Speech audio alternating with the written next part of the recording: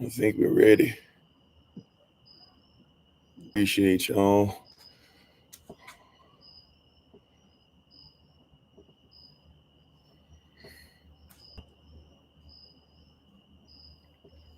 Thank you, everybody, for being on to Dah Mashapachi.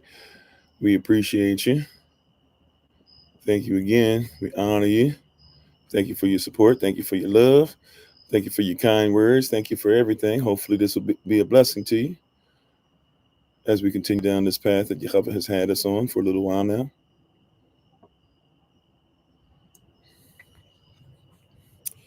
Let me just take off this background real quick. I apologize. I've been packing up, so I'm sweating. The word is clean though. My body, I am sweating a little bit though. I apologize. It's hot. A little hot. Well, it's hot for the evening at least. Hot one in Georgia. As we get ready to get on the road, I guess it'll be warm and hot where we're going. To the Gulf of Mexico. Or as many persons would try to say nowadays, what do they try to call it? The Gulf of, what is it? The Gulf of America? The Gulf of United States of America, whatever they're saying. Anyways, though, and technically it's not the Gulf of either one of those, because both of them took it from persons who belong on the land, right? Anyways, though, love y'all. Thank y'all for being on. Let's get started. May the words of my mouth and the meditation of my heart be acceptable in Yahavah's sight. He is our strength and our Redeemer, and it is in His name, which is His authority, that we pray, praise, proclaim, project, and protect. Tonight's message, tonight's discussion. Aman. All righty. Shalom, Shabbat Shalom. Servant of Christ, hello, everybody. Peace. I am Pastor Kofi, Pastor Servant of Christ, where we are always changing lives one mind at a time, of being the voice of the voiceless and speaking the unspoken. It is what it is, right? It is what it is. Chayach or achaya. It is what it is, right? So we're going to jump right in. Let's say our Bible pledge and jump right in at this point. If there's anybody who has questions, comments, concerns, something you want to add in about Mr. Kirk, feel free to. But we already did part one of this yesterday, so I'm not going to go through all the minutia of trying to make sure that we understand, or explaining to persons, we understand that murder is wrong, and we understand that he's, a human being, and we understand that just because you say something right, we know that the dead clock it will be right twice a day. So I'm not going to go through the minutia of all those things, right? But we're going to go ahead and get started. So if you like to, you can repeat after me. Mic check real quick. Can you hear me? Yes, no, maybe so. On these platforms, can you hear me? Yes, no, maybe so.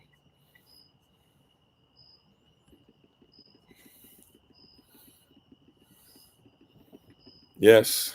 Great. Yes. All right. Thank you. Let's go ahead and say shalom to everybody before we say our Bible pledge. How you doing, Cultural Prospect, Sister Beck, Darius, Monique, Dwayne, Taylor, May. Thank y'all for the love, by the way. Appreciate you. Let's see. Super C, is it? Mr. Bond James. Okay. Kirsten, I feel like the same as before, right? Elder Tamara, Brother Rodney, if I didn't say so already, I think I might have. And to anybody who's coming on this platform at any other time, live, later on, etc., we appreciate you. We're just starting where we left off pretty much last night. This is an opportunity, whether you agree with us, disagree with us, if you have legit questions. And if we be honest, times like this is where, I won't say allegiances, how about this? Feelings about different persons or different situations, different belief systems begin to pop up, right? So we have to be honest and earnest.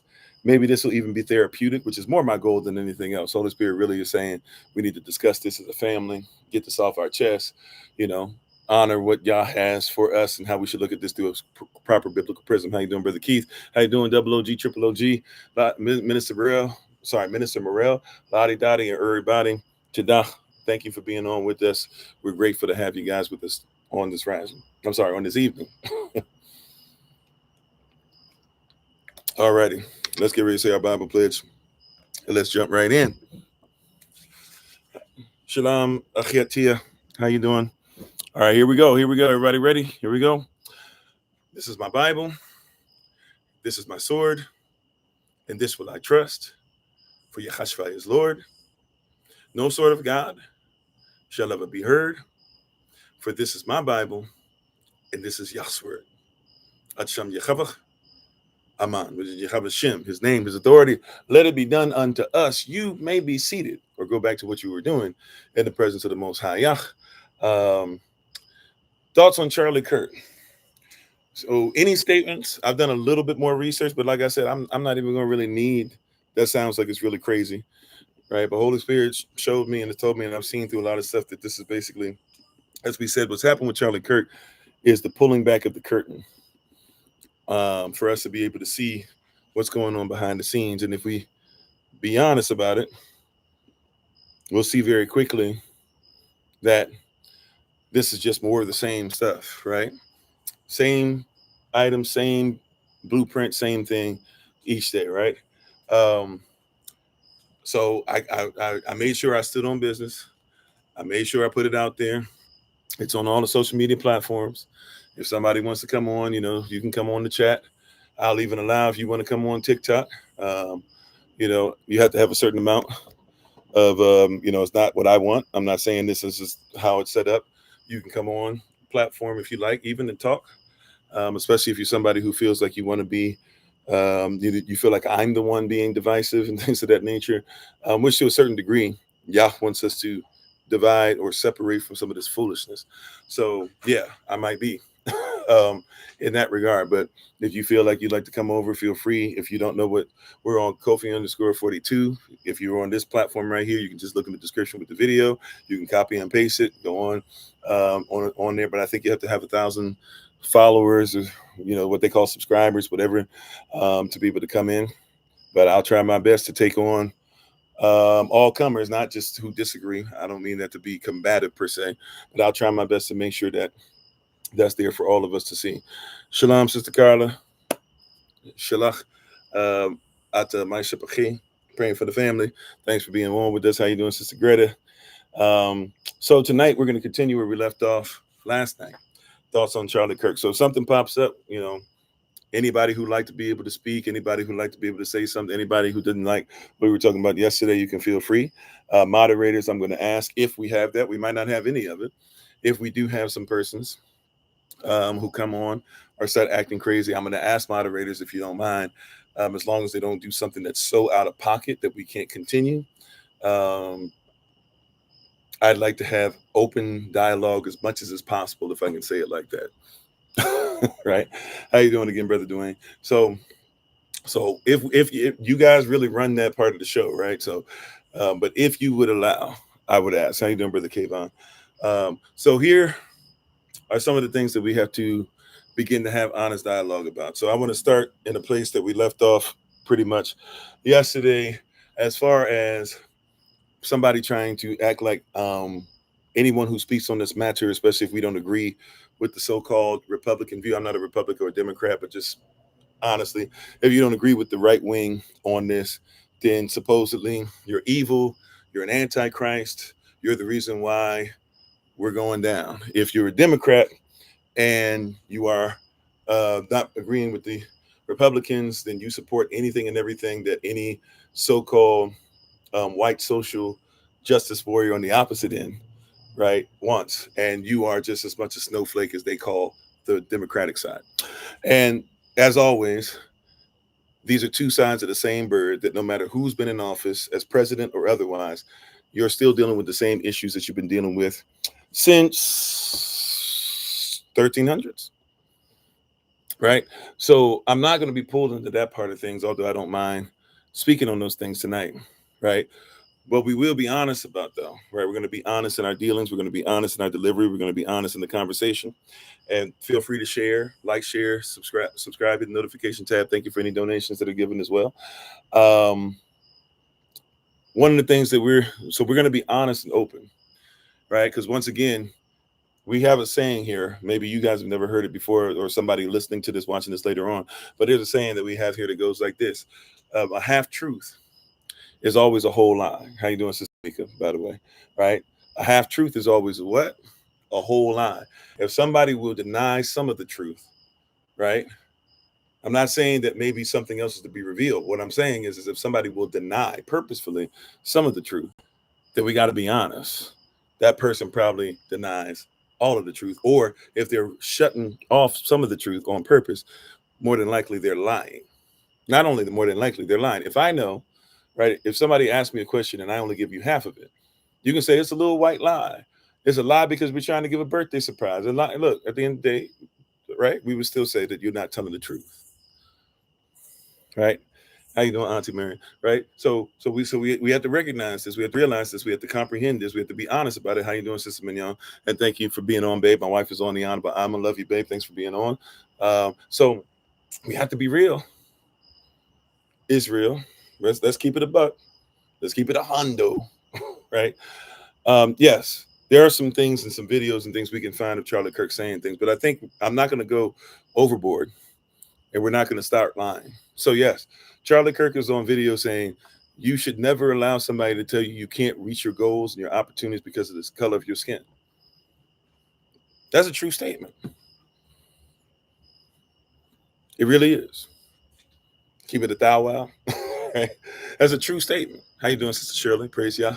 We tried to reach out to you, tried to send you some messages and stuff, and also to see if you wanted to get together with some persons in your area if you're coming down on the trip.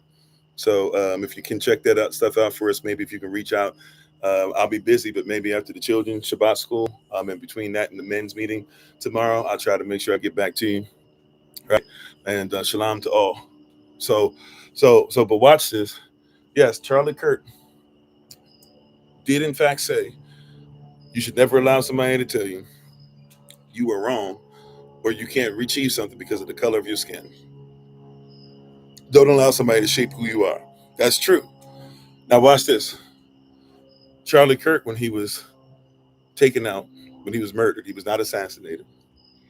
But when he was murdered, murder is still wrong. Just because we disagree with somebody doesn't mean we go around taking our weapons out and being like, for no reason, I don't like what you said, so we take you out. That being said, what was the last thing that Charlie Kirk was talking about when they took his life? Or the guy took his life? Or whoever did? Anybody recall? Matter of fact, I'm going to type it in just to make sure I'm not coming off the dome only. Last thing Charlie Kirk was speaking about before he was shot. He talking about violence, wasn't he?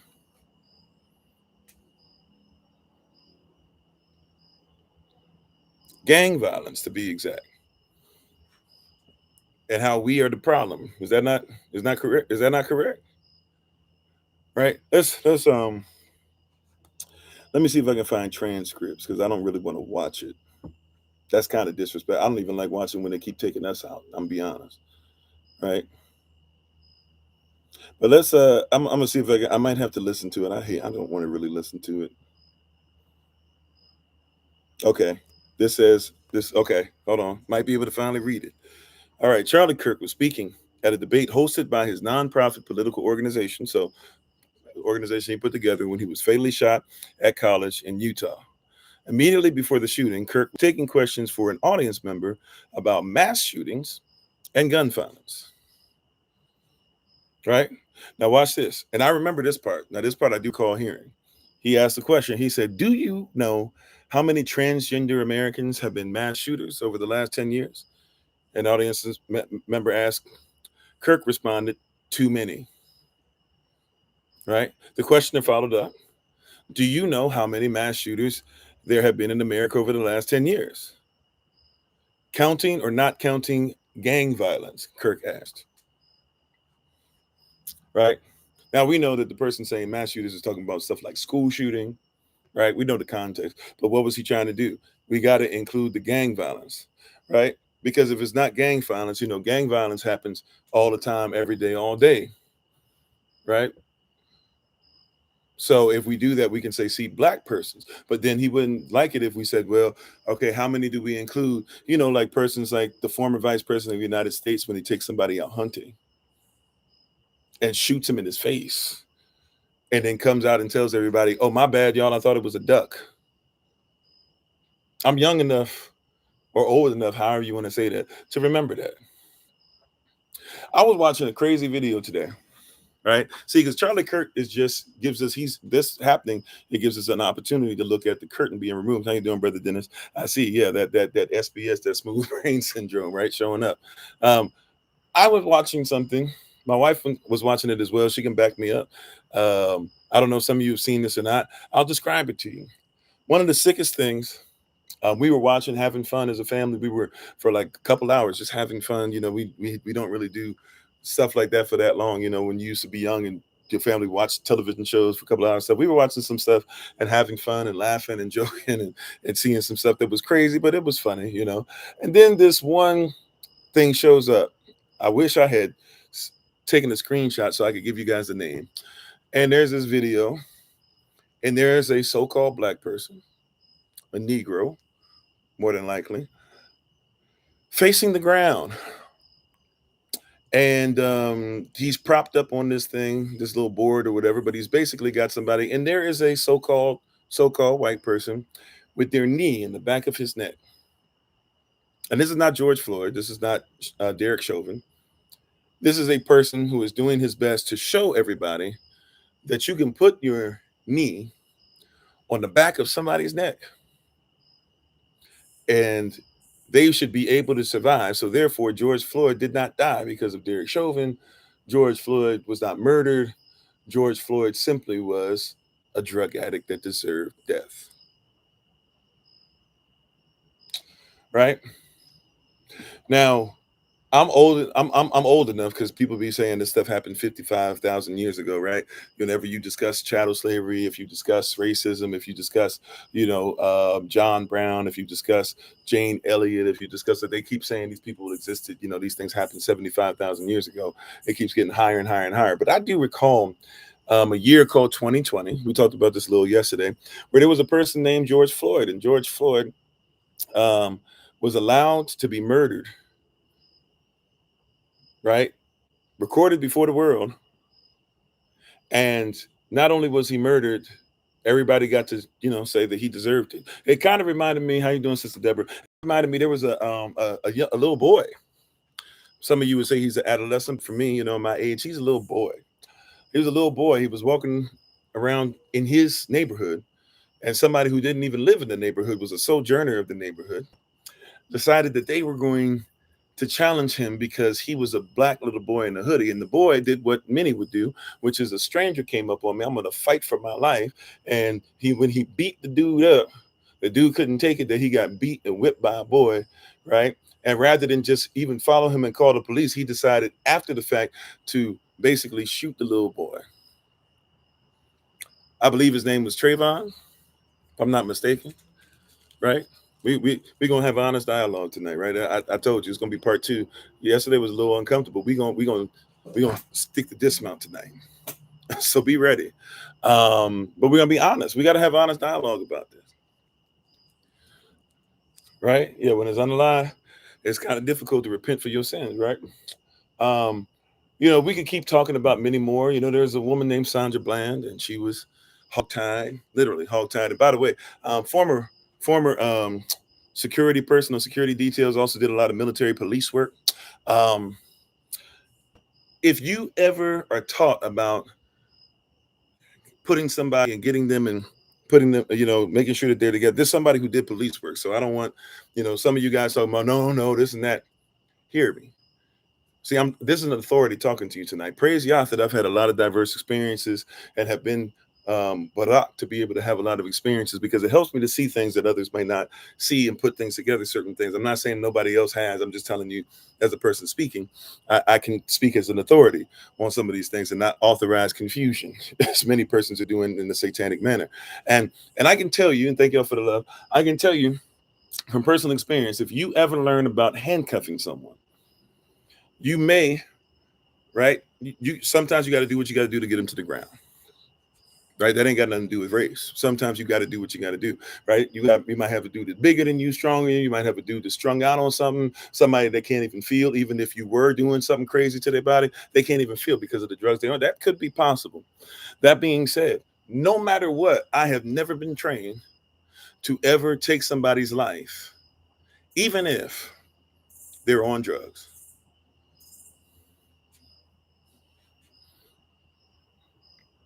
Even if they're on drugs,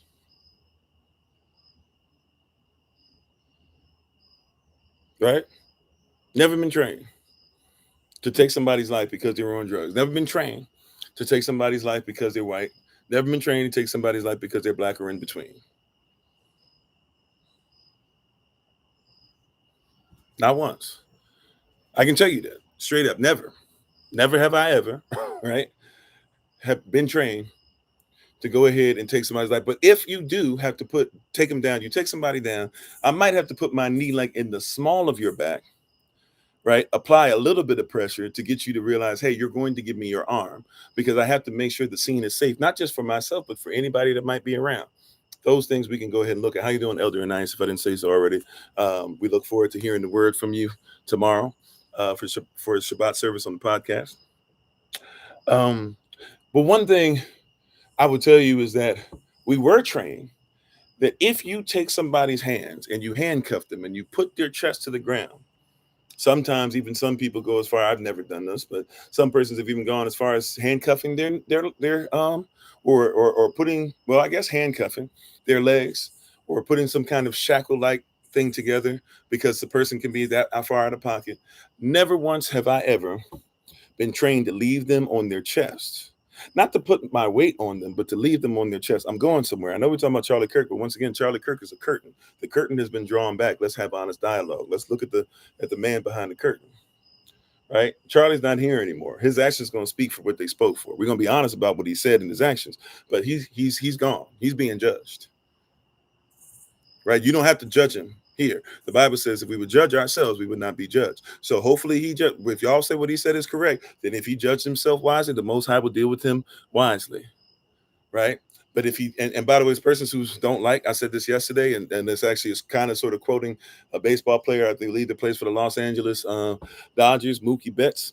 He made the point to say, hey, if you want to be remembered in a positive manner after you pass away, you should probably treat persons in a positive manner while you yet live. Right? Right? If Adolf treated persons disrespectfully before he died, we're probably going to think of him disrespectfully after he died. If Idi Amin took persons' lives in an uncouth, unsavory, unauthorized manner by the Most High, they will remember him for that. Right? If Papa Doc and Baby Doc did what they did in Haiti and betrayed their own people like that, we'll remember them for it. Shaka Zulu did a lot of great things, but he also committed a lot of genocide. We gotta remember, we gotta keep it a buck. Shabbat Shalom, Sister Renee. And I appreciate you, thank you.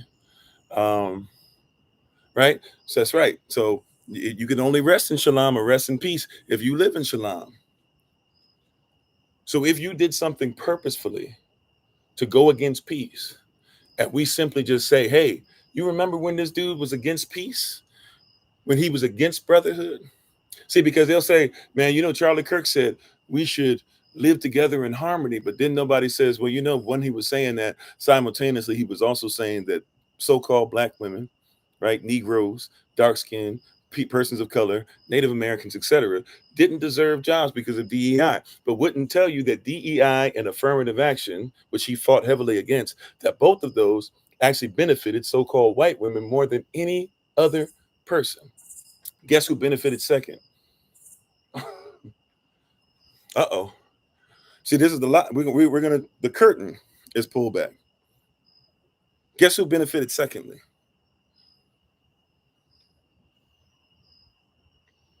White men.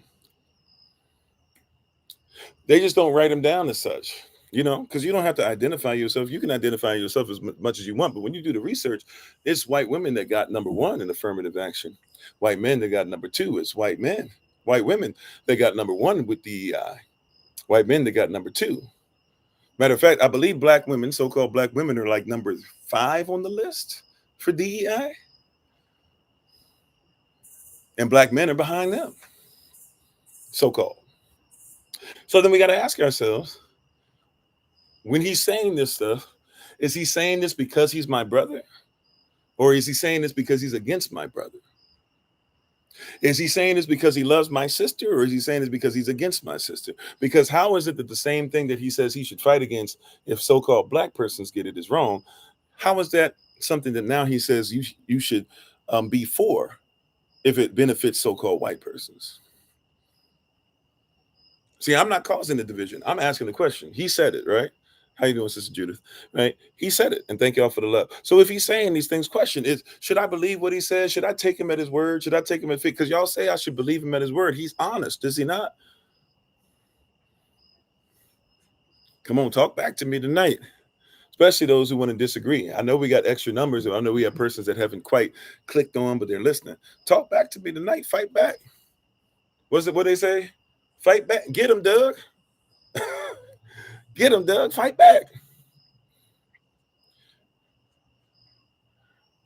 I'm not trying to say this to be facetious. I'm being honest. I want the smoke tonight. I didn't even necessarily want to talk about this. That's why I didn't start talking about it until last night. I mentioned it a couple times here or there, but this was not something on my radar that said we need to have conversation about it. But I could see clearly, and Holy Spirit made it a point to be like, hey, this is showing some stuff, and persons there's going to be a lot of stuff that bubbles up through this. You're going to need to make sure we need to have some healing conversation, because very rarely do we do something therapeutic for us, especially for the nation of Yahashavai.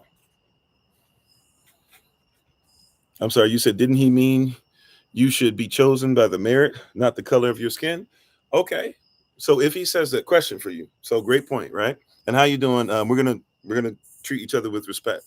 Moderators, once again, if there's person that come on tonight, this is a place where we should have genuine conversation, right?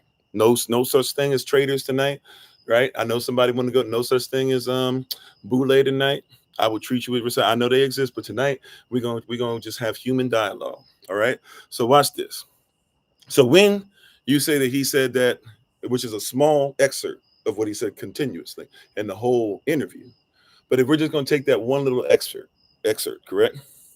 The problem that we have with this is that it's disingenuous. So, and I don't know which comment you're talking about. I'm going to assume the last one, because that's when I saw it pop up. If not, you could be behind me, and so maybe I'm seeing what you're putting just now, right? Pop up, or it's popping up, right? But long story short, how you doing, Tariq? Long story short, or I don't know if it's Tariq or Tariq. Welcome.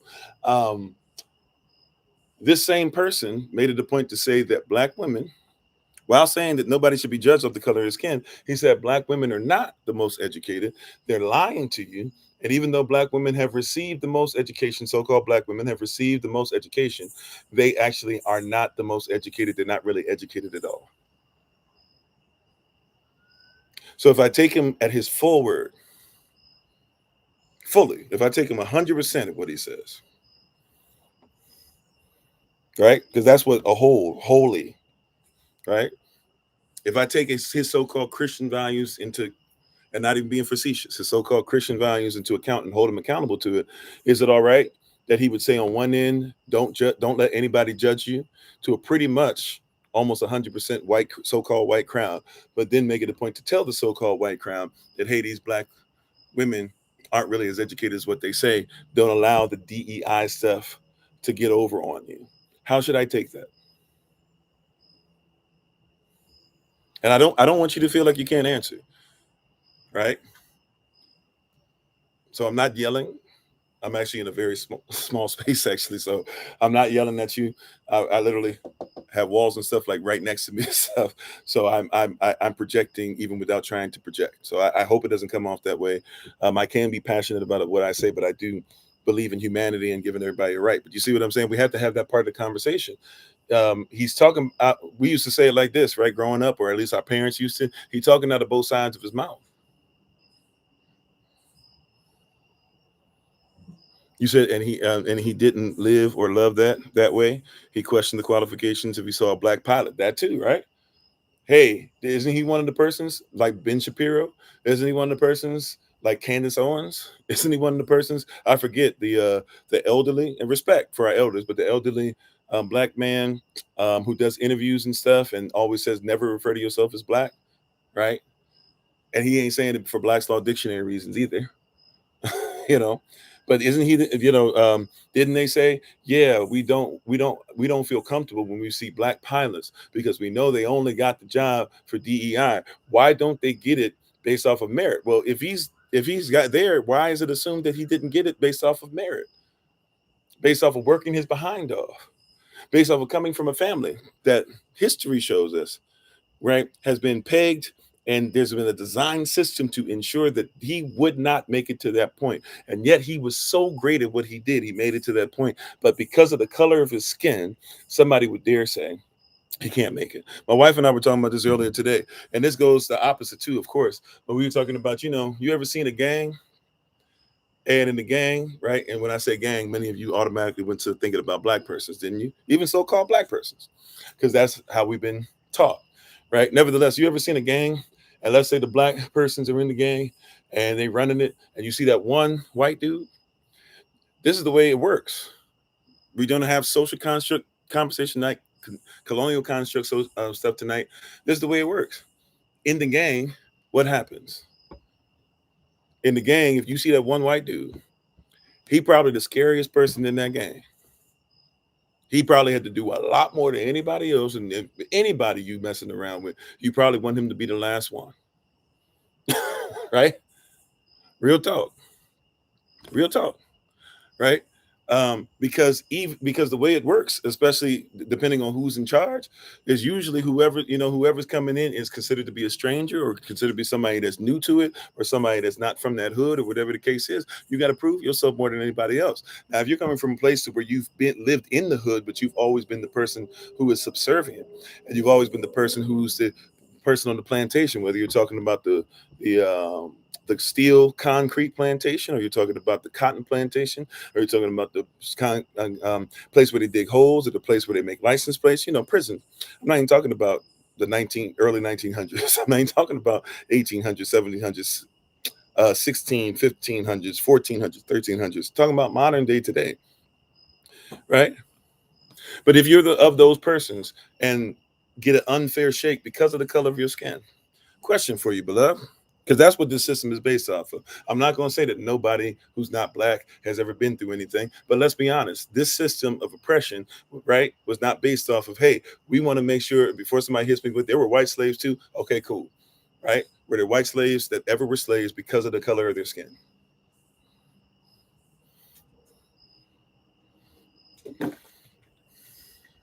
Right? So, right? And if you're talking about indentured servants, and some of them who ended up being put into slavery because they were there to help a black person, they lost their so-called white status and they became black.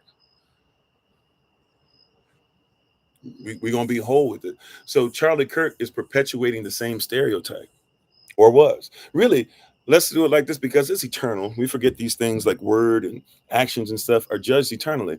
He will forever be somebody who is against persons because of the color of their skin.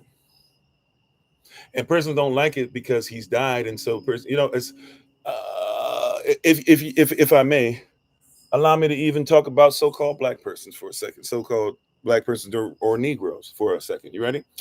There's a person who's passed away, who had a great work ethic, made a lot of money, was starting to do things even outside of basketball, though he probably got a lot of play and a lot of extra oomph on his stuff because everybody likes him because of how great he was at basketball. This is a person who dominates the sports arena still to this day just by name only. If you were to mention his name, everybody would give respect. If you shoot, if you're shooting a basketball into a basket, you say his name. If you shoot a paper basketball into a waste basket, you say his name, right? Kobe Bean Bryant, son of Joe Jelly Bean Bryant. Great man in many different areas, many different aspects. That being said, since Kobe has passed away, one of the things that we do with Kobe, because we only want to remember certain things that make our nostalgia tingle really nicely, one of the things that has happened with Kobe is that Kobe, all the bad things he's ever done, we try to pretend that he didn't say it or do it. And so all the things that he's done that are negative that still affect us today, we keep looking the other way. Kind of reminds me of the way like we try to pretend that chattel slavery and other things haven't happened, and that it didn't affect everyone, and that not only did it, the persons who were in power didn't just not care about so-called black persons. They wouldn't even call us black persons. They would have called you an N-word male and an N-word female. And when they put you in breeding camps and you had offspring, they wouldn't have had children. When you had offspring, they would have called them a litter of pups.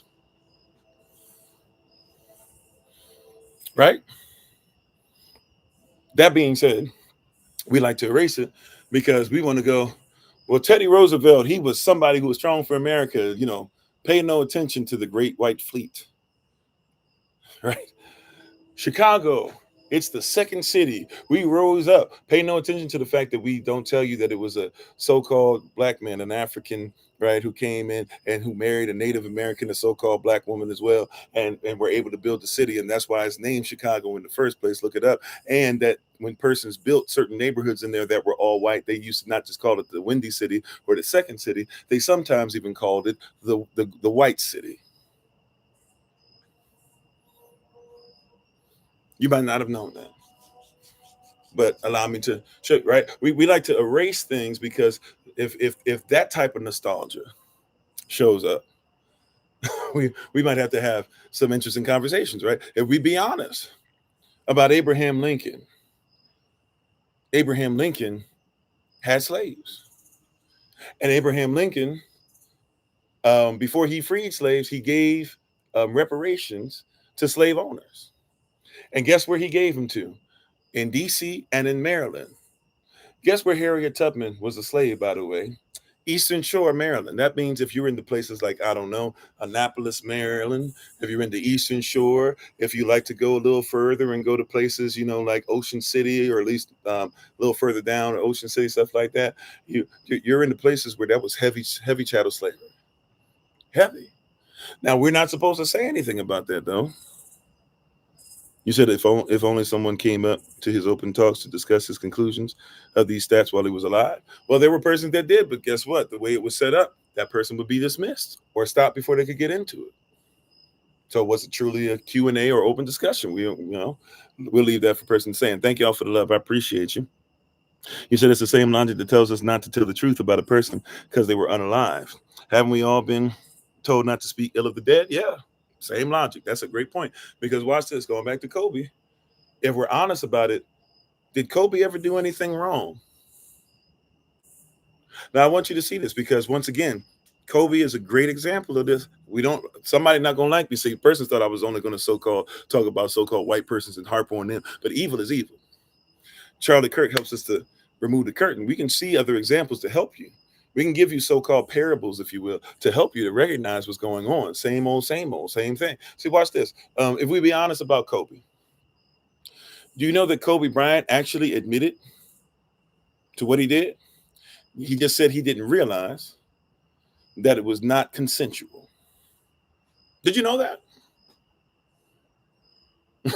Right? We might as well list them all. Come on, right? Did you know that? That he actually admitted.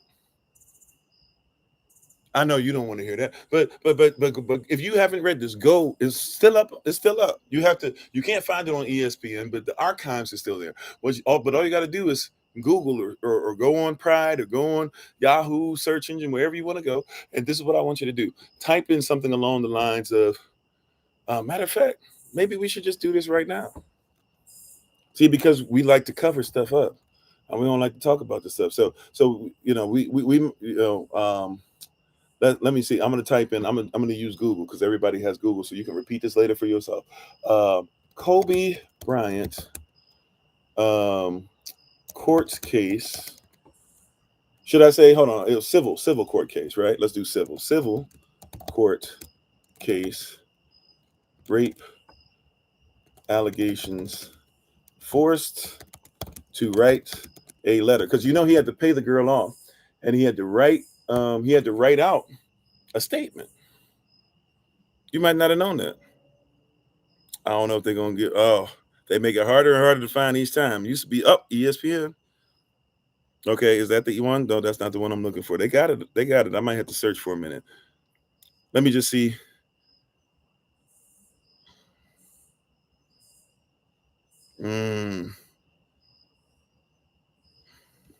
Okay, well, I have it in here. This is Los Angeles Times. There's one on ESPN, right? But we got one Los Angeles Times. And when I go into it, it keeps trying to tell me that to make sure that you do this, do that, that you don't do this, that you don't like. It's literally doesn't want me to share it with too many persons. Right. Well, watch this.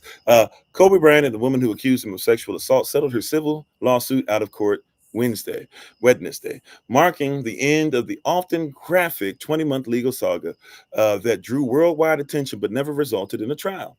Bryant and the 20-year-old woman said in a statement of the civil suit has been resolved to the satisfaction of both parties and filed a motion in Denver asking U.S. District Judge Richard Mach, I'm not sure if I'm saying his name right, to dismiss the case. Although there was no mention of a financial payout in the court filing or the statement, the Laker guard is widely believed to have agreed to write a check to the woman to bring about a quiet conclusion to the case.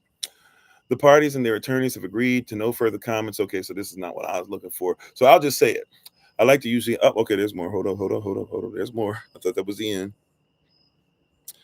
Because he wrote a letter. I don't know if they're going to give it to us in this article. It admits he wrote the letter, but they're not going to tell you what it is. But there is a letter. I might have to look just a little longer. Okay, here we go. I think this is it. No. Dang, that's not it. Yeah, they make it hard. We might not be able to do all that. Yeah, they're making it difficult to get to the letter. Okay, well, I'm going to just tell you what the letter says because I could be here all night on this. Next time I find it, I'll post it somewhere so y'all can see it for yourself. There's another thing. I'm going to try one more. This is written by The Nation. Written April 19th, 2016 by The Nation. It's called Wrestling with Kobe Bryant's Forgotten Apology. Right? Are they going to tell us? Okay, it reads. Here we go. It reads, first, watch this. Watch the wording now. First, I want to apologize directly to the young woman involved in this incident. I want to apologize to her for my behavior that night and for the consequences she has suffered in the past year. Although this year has been incredibly difficult for me personally, I can only imagine the pain she has had to endure. I also want to apologize to her parents and family members, and to my family and friends and supporters, and to the citizens of Eagle, Colorado. I also want to make it clear that I do not question the motives of this young woman. No money has been paid to this woman at that point when he wrote the letter, but we'll leave that alone. She has agreed that this statement will not be used against me in the civil case.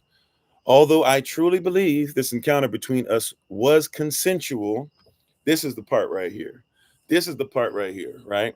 Right. And this is why, once again, you got to be careful with this nostalgia thing. Cats be trying to get you with nostalgia. And, oh, man, you remember Kobe was on the court all night. He must have been innocent. You remember he was making all them shots. You remember he had this game and that game. You remember, like, he put the team on his back. He had to be innocent. Okay, let's listen to what he says. And he didn't write this. His attorney would have written this. Nevertheless, watch this. He said, although I truly believe this encounter although I truly believe this encounter between us was consensual, I recognize now that she did not and does not view this incident the same way I did. After months of reviewing discovery, listening to her attorney, and even her testimony in person, I now understand that she feels that she did not consent to this encounter.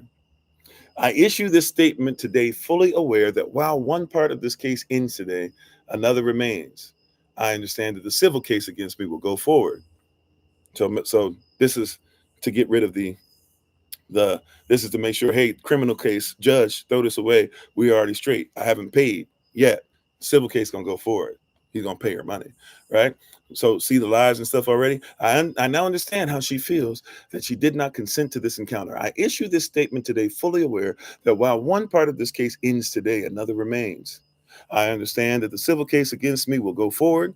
That part of this case will be decided by and between the parties directly involved in the incident and will no longer be a financial or emotional drain on the citizens of the state of Colorado. In other words, hey, I realize that even though I told y'all everything was straight, I got to admit to you because it's the only way I'm going to get out of this, right?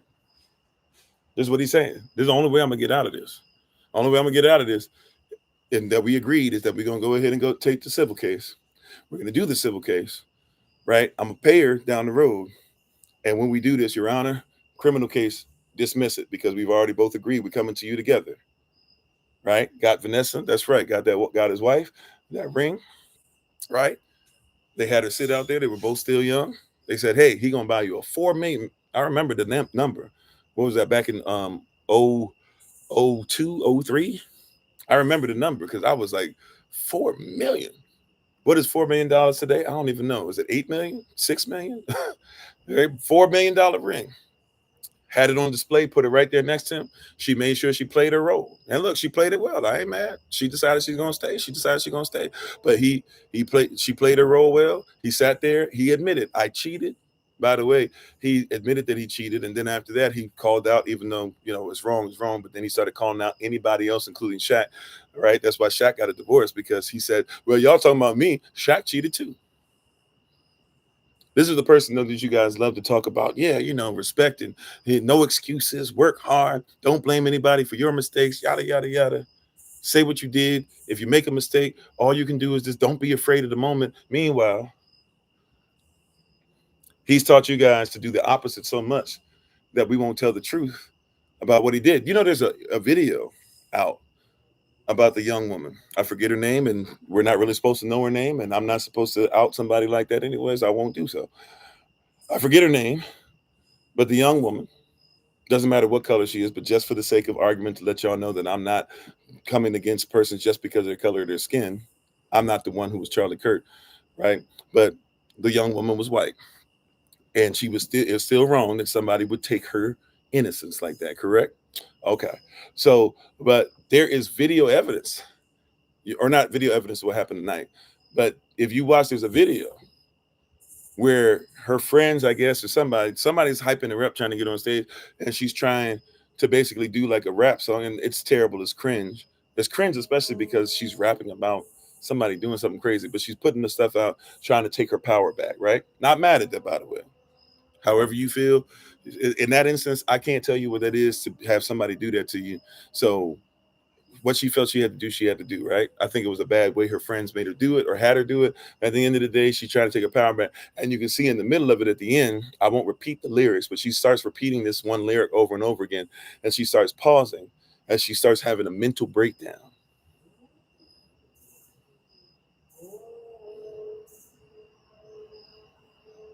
Right? Like, we can see her life would never be the same again, especially because persons were telling. I fell for it as a young black man. I fell for it because they kept saying black persons, and even persons like Ralphie May. You remember the comedian Ralphie May, where everybody just says, "Oh, he was just a big, heavyset, fluffy, jovial guy." He was out there telling y'all that she was lying, and that everybody was lying, and that and this rumor came out that Kobe's camp put out, that she was just lying because she didn't want somebody, her family didn't want her to know that she had been with a black man and all this stuff like that. Reality was, man, that man did her dirty, and he's been doing that since he was probably in high school, but he's been getting away with this since he's been in the NBA. He's been around NBA folk who tell him that he's competitive. He does the stuff to compete to see who can do what, and all these girls come in and willing to do whatever, hoping that he'll impregnate them. And this one happened. And I won't talk about sexually what was actually the thing that hurt her more than anything else. Because even if you believe she was okay going in the room and laying down with him, the things he did to her without stopping, right? Without stopping, no matter what, to the point to where she could barely move and walk. More than likely was struck a few times. But we just put that over and act like, he couldn't have taken her life.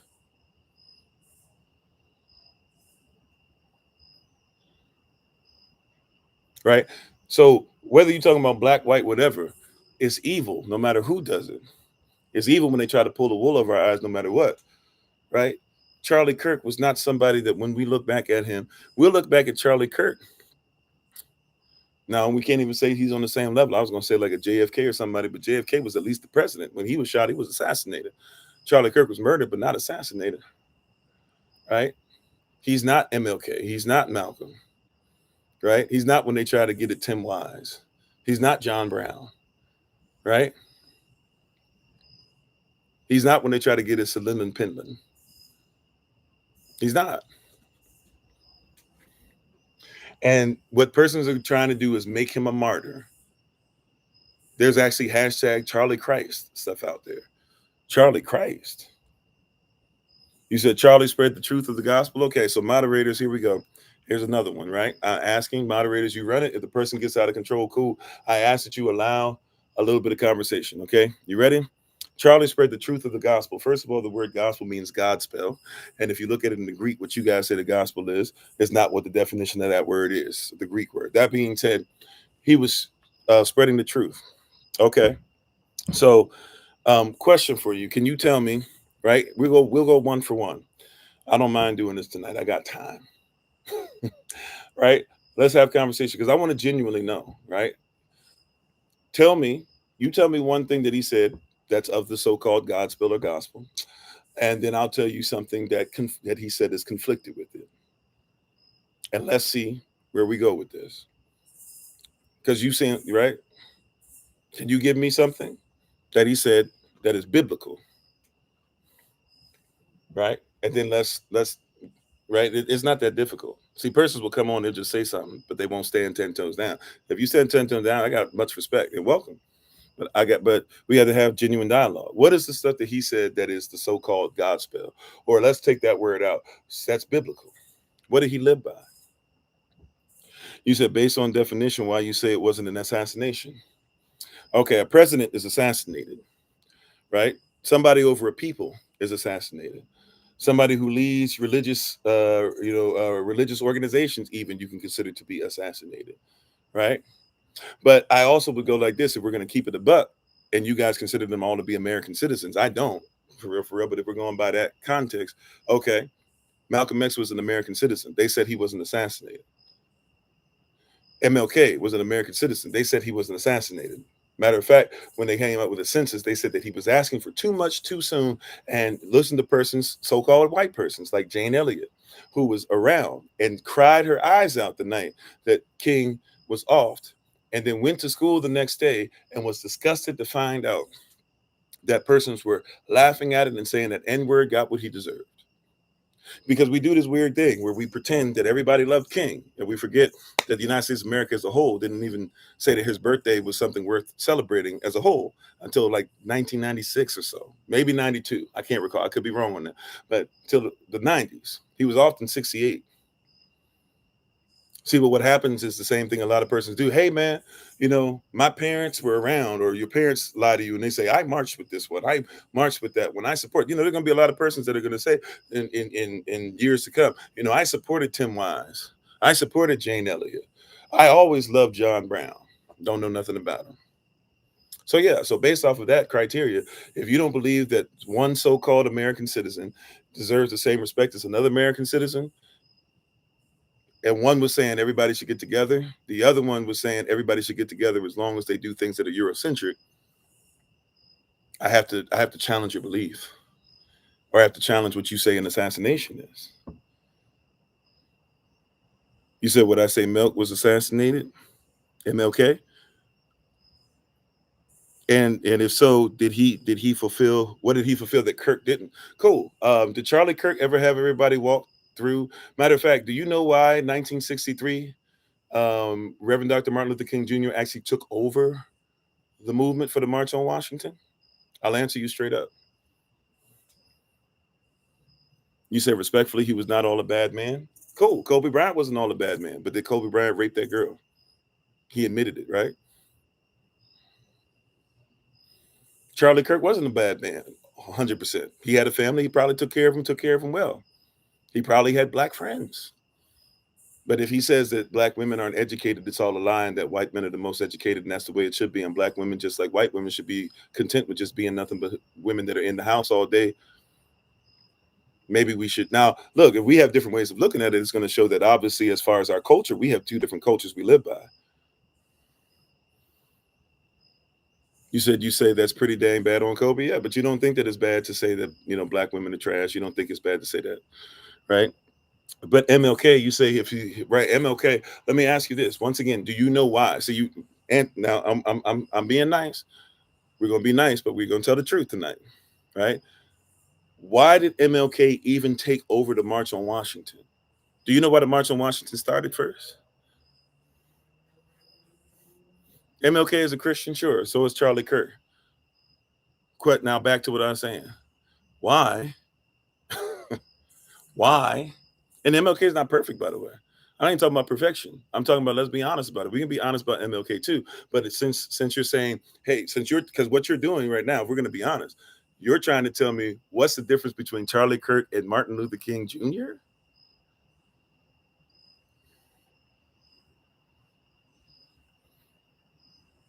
What have they done for people, right? How many times has Charlie Kirk taken a brick upside the head? You know, MLK, matter of fact, Julia Roberts. So you know that Julia Roberts' parents knew MLK, and her parents basically became like bankrupt. And MLK and his wife made sure that her parents got on their feet. And that's why Julia Roberts was able to get to a place where she was able to get enough money through her parents to be able to become the actress that she's become to this day. There's a lot of stories like that about MLK. And there might be something like Charlie Kirk. But what I'm saying is, see, you're so quick defending stuff and you're trying to do stuff. See, there's a lot of areas I can go, but I want you to answer me this, riddle me this. Why is it that MLK took over? He didn't start it. Why did he take over the March on Washington? That is a stretch, right? That's a yoga, as Kofi would say. He said it to Jason Whitlock. That's a yoga stretch, right? But you can't tell me. So let me help you out. How you doing, Brother Thomas? And if Sister Tanya is watching, Yam Yasalav, happy born day once again, right? Yeah, and I'm not trying to reach everybody, but I'm having honest dialogue, right? Let's have honest dialogue. We could be on one today. You said before this, yeah, my wife said the same thing. You never really heard of Charlie Kirk. However, you know Martin Luther King Jr. That speaks volumes too. How you doing, Hidden, right? But let's do it like this. You said no disrespect. But what about the files on MLK and his adultery? Why did he take over? So once again, I said I can discuss that. By the way, there are persons who will tell you that more than likely a lot of those files are probably wrong. There are some that said that they marched with him and said that he probably was doing those things. We don't know, right? Because you know that the CIA, the FBI, they purposefully lied about his life, just like they did with Malcolm X. You know that they're now trying to say that Malcolm X cheated, but they have nothing they can even use because all of Malcolm's stuff that they did was recorded by the CIA, right? We also know that MLK, his same accusers are the ones that shot him, and his family won a civil case. Speaking of civil cases, his family won a civil case, right, against the state that he was shot in. So that proves that we know actually how he was killed, right? And he wasn't killed by somebody on some Republican Democrat stuff. He was killed by persons that didn't want somebody to come out and say, hey, black children and white children should hold hands together. That's what he was killed for, right? Charlie Kirk was not killed for that. And once again, can I say this again? Because a lot of you are taking it to a place. Now I'm going to answer the question, but a lot of you are taking it to a place where you have already missed it with me. I made it a point to say last night, Charlie Kirk is not deserving of being murdered because you disagree with him.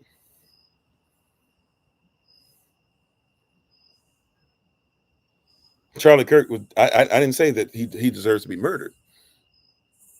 I just said according to definition, if persons back when MLK or when the same year, I'm sorry, 1968 in Chicago, Fred Hampton, same year, when they're offed, and persons say that no matter what they meant to a people, no matter what they were fighting for. By the way, the Black Panther Party, Fred Hampton, who was drugged, and the police came in and offed him right next to his pregnant girlfriend, almost killed her, didn't care, right?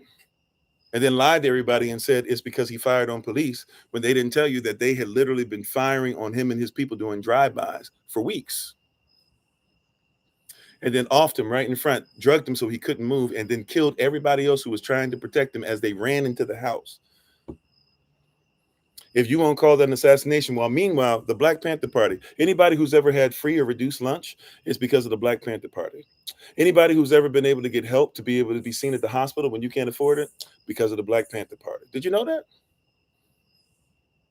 Did you know that when they would talk about the pigs weren't just because you were white, pigs were because you were swine. You were dirty towards persons, but they worked with a whole bunch of so-called white persons to ensure that hospitals were open, not just to only black folk, but to all. They made sure there were after-school programs. Anybody ever done an after-school program? Black Panther Party. Fred Hampton and others, right, were persons who did stuff for all, and yet are still in history thought of as low-class thugs.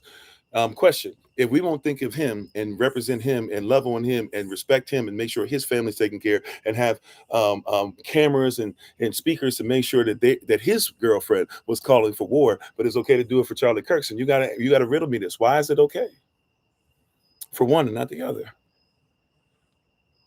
You follow God? Yeah, your God allows for that stuff. Because I follow Elohim, which is the original title of the one that you say is God, right? Because before Christianity, the word, the Bible, the Tanakh or Torah existed. Torah means God. So whether you call it so-called New Testament, Old Testament, or Apocrypha, it all existed. And the Most High doesn't think that people deserve to die just because they're a color or because they have a thought process. That being said, the Most High also believes in truth, for he is the spirit, and they that worship him in spirit and truth. Why is it okay to omit truth to make sure that we can go ahead and celebrate a man when he says don't put man before him, for he is not a man that he should lie? Yet we are lying on the man by telling half truths to make sure that we're okay with nostalgic trauma or trying to make way for nostalgic trauma. That's why I said we're not, even when we were doing our teachings, those who were with us for the grafting sessions on last night, after we did the live session, we made a point to say we are not cool with colorism. We're not cool with racism. We're not cool with any of it. If it's wrong, it's wrong. If it's evil, it's evil. You said Charlie Kirk died for spreading the truth. Cool. So he's told the truth when he said that black women are not as educated as what it is. Cool. He told the truth when he said that gang violence is about, that you can't talk about mass shootings unless you talk about gang violence. So he can go ahead and say that black people, he told the truth when he did the 1350, that 13% of the United States corporation does 50% of the crime, even though statistics show us that only less than 2% of black persons actually will go to trial, right? And out of that 2% of black persons that go to trial, only out of the 2% that will actually go to trial, some of them, or a disproportionate amount of them, will be said that they're guilty, even though a whole bunch of them later on, percentage-wise, will be said that they actually should have never been to trial in the first place. Right? But he spread the truth. And when I say this to you, what you will not do is you will not pick up and actually study to see if he said these things and if what I'm saying is true. Now, why will you do it for him, but you won't do it for little old me? Is it because it's just little old me, or is it because little old me looks different than big old him?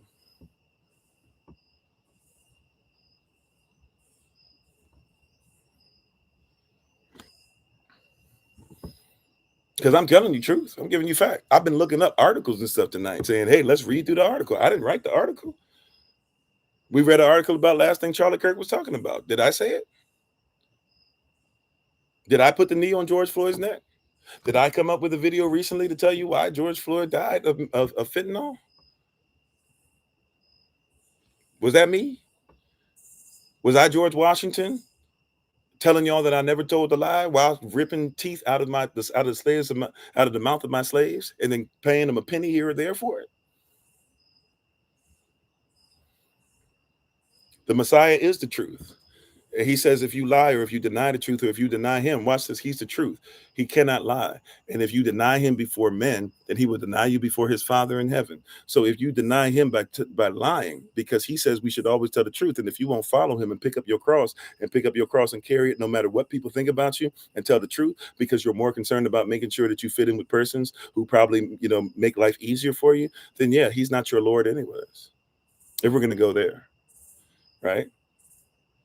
I'm telling you, if you're going to challenge, I have no problem challenging. Just make sure you challenge on merit. Because if you're going to talk about the merit of the word, then let's go into the merit of the word. You came to the wrong place if you think if I don't know the word. I'm just being honest. You came to the wrong place. I can do the follower the way for you. I can do the Israelite way. I can do the Talmudic way for you. We can prove it to you whichever way you want. We can serve it up. We can talk a little Quran if you want. We can talk about the truth, right? Is that he's a spirit. And they that worship him must worship him amat. And you're not in amat right now when you're trying your best to uphold something that we know is a lie.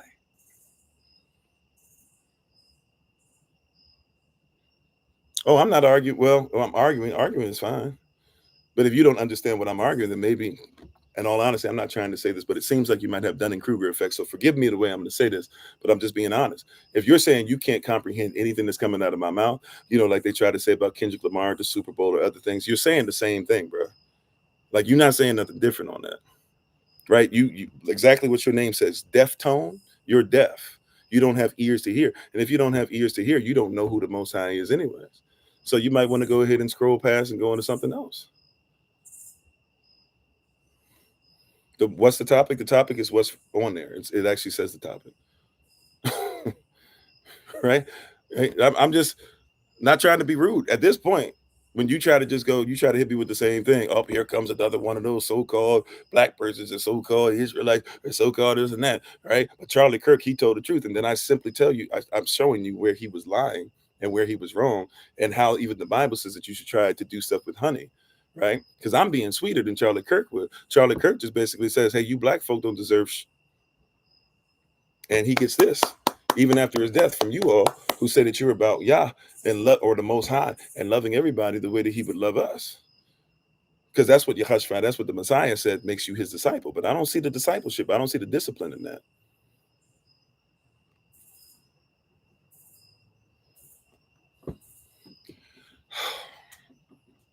And you think the hair comment is something that shows, okay, right? Unfortunately for you, you said that you like Christ, the Christ. His hair looked like this. I know you don't like that, but it's the truth, right? There's only one way. That's right. And that way is the truth, and he is the life. And if you won't tell the truth, then you're not following the way. You said, what did he say about black people? You kind of on here late. I mean, shall I count the ways?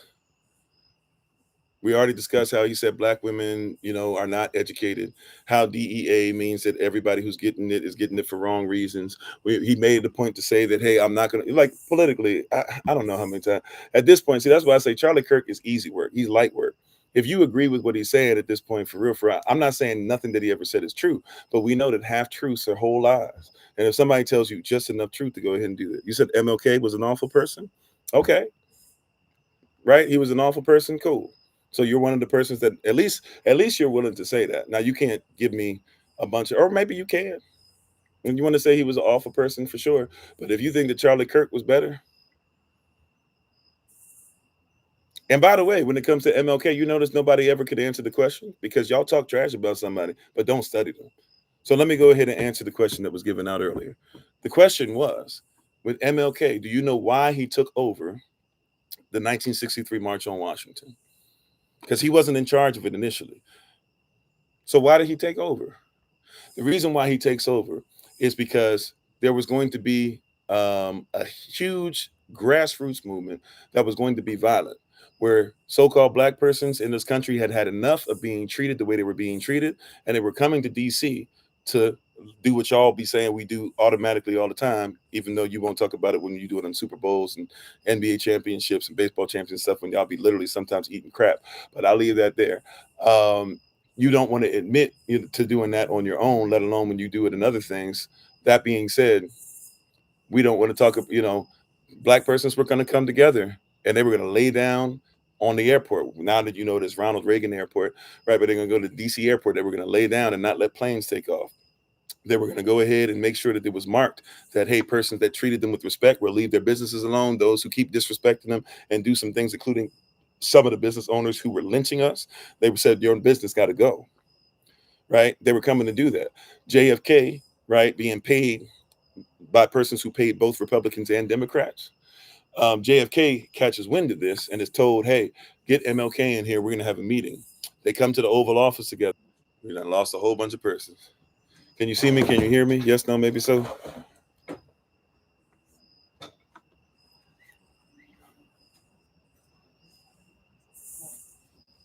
Can you see me? Can you hear me? Yes, no? Okay, we're back.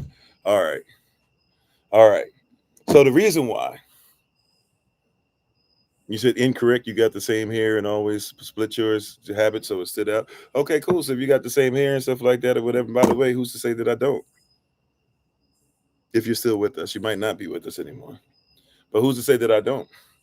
And what does that have to do with what we're talking about as far as the stuff? But anyways, all right. Right? That's a weird, you got to admit that the conversation that we're having, that's a weird place for you to go, is it not? But anyways, all right. So we should have, I'm gonna have to figure this out. See now, Watch this. Now it says that it's working. Hold on. Yeah, I'm gonna have to. They gonna have to. They keep draining my pockets, but they won't make sure this stuff works. Okay, sorry about that, y'all, and thank you, babe. So yeah, so when we go to Charlie Kirk, I'm sorry, Martin Luther King. The reason why he had to take over was because JFK said, "Look, your people are coming, and they're going to go ahead and they're going to have extreme protests. And when your people have extreme protests, this is what I'd like for you to realize. Once they have extreme protests, hear what I'm saying. Once they have these extreme protests, I need you to comprehend. I need you to recognize. I need you to. It's social media doing it. Can y'all hear me? I might just have to keep going and finish this up without you guys for the last bit. Yeah, they got it frozen again over there. See, when we start going into the truth. Oh, you can? Okay. I'm having to go back and forth. So that means that they know as soon as I go to one signal, they turn it off. I go to another one, they turn it off. They won't give me this one at all. So this is praise Yah. So we're telling the truth. All righty. So peep game. The reason why MLK, y'all tell me if it gets frozen. I should see it. If I see it from now on, I think I see it when it happens. When I see it, I'll just flip back to the other one. Okay. so just hang in there with me. They trying their best, but we got this. We got it on lock, at least for now. I'm sorry if the signal's not as great as it should be, but as long as you can hear, right? Truth cutting them up. Yeah, we're gonna keep on giving it. All right. So the reason why MLK takes over is because they bring him in. They say, look, either you're going to be in charge of this movement, or we're going to off everybody who's part of it. And MLK says, well, I don't know what you want me to do. I'm not the one who started it. They said, no problem. We'll put you at the front of it. And literally, they rebranded the whole thing and told everybody that now come with nothing except love in your hearts, and just realize that if you come together, we'll have a great moment. And we had a great moment. It was a great moment. And more white persons showed up than black persons. I'm not even saying that to be facetious. It became a whole different thing than what it was supposed to be. It really did. It really did. It became a whole new moment. Everybody got to say, look at how America works together around the world. We're coming out of this. That was 1963. 1964, Malcolm X assassinated. No, sorry, 1965, Malcolm X assassinated. Let me be correct. 1965, same year, Reverend Dr. Martin Luther King Jr. comes out and says, hey, you know what? You guys keep telling us to pull ourselves up by our own bootstraps, but how wild is it? How disgusting is it to tell a man to pull himself up by his own bootstraps when he has no boots? Right? That's what it said. That's what it said. That's what he said, right? Then the Summer of Love, 1967, Reverend Dr. Martin Luther King Jr., a census comes out. On the census, they ask, how do you feel about him? Everybody came out and said, he's asking for too much too soon. What was he asking for? I have a dream that one day, right? One day, little black boys and little black girls will be able to join hands together. That was a dream. He was asking for too much too soon. Why is that asking for too much? And why is it too soon?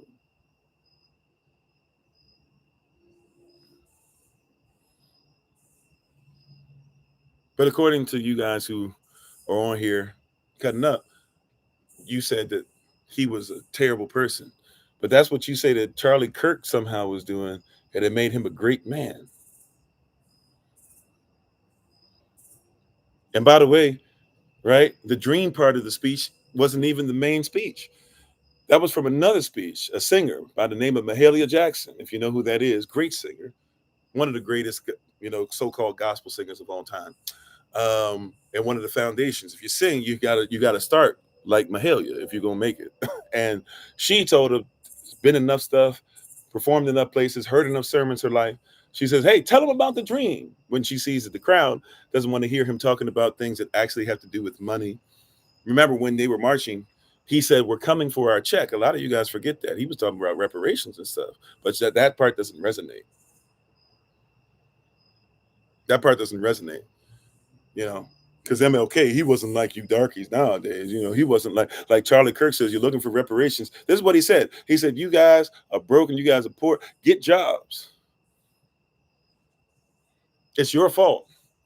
It's not the economy's fault, it's your fault. Get jobs, make money, and everything will be fine. You know, Reverend Dr. Martin Luther King Jr. actually went to the government and worked with them, even though they got him crappy jobs. They got him minimum wage jobs, but he got jobs. Charlie Kirk said, we ain't trying to help nobody. Right? Meanwhile, we're not trying to get rid of programs for everybody. We just want to get rid of the DEI programs, the programs that get other persons in charge no matter what. Hey, who cares? Yeah, Charlie Kirk said that there was no such thing as hungry children in America. He said that's made up. He said it's because the parents don't work. There's no such thing as a child that's needed assistance. You know, the Black Panthers, like we showed you and told you earlier, the Black Panthers, they made sure they went out there and actually fed children to the point to where now all the after-school programs around the country follow the same program that the Black Panthers did. But Charlie Kirk was great. If it wasn't for him, we wouldn't even think about these things, would we? Because we needed a white savior, another one. You know, it's like a lot of Black persons come and they have to be defeated. And then after that, somebody else who defeated them has to take over so we can give them credit. And if you don't believe that, look up Jack Johnson. Anybody know about Jack Johnson? Anybody know about Jack Johnson? Who's Jack Johnson? Some would consider, as far as at least, you know, for his skills at the moment and being so far ahead, someone would consider him to be the greatest boxer of all time. Jack Johnson, who was the champion for years and years and years, and they got upset with him. Why did they get upset with Jack Johnson?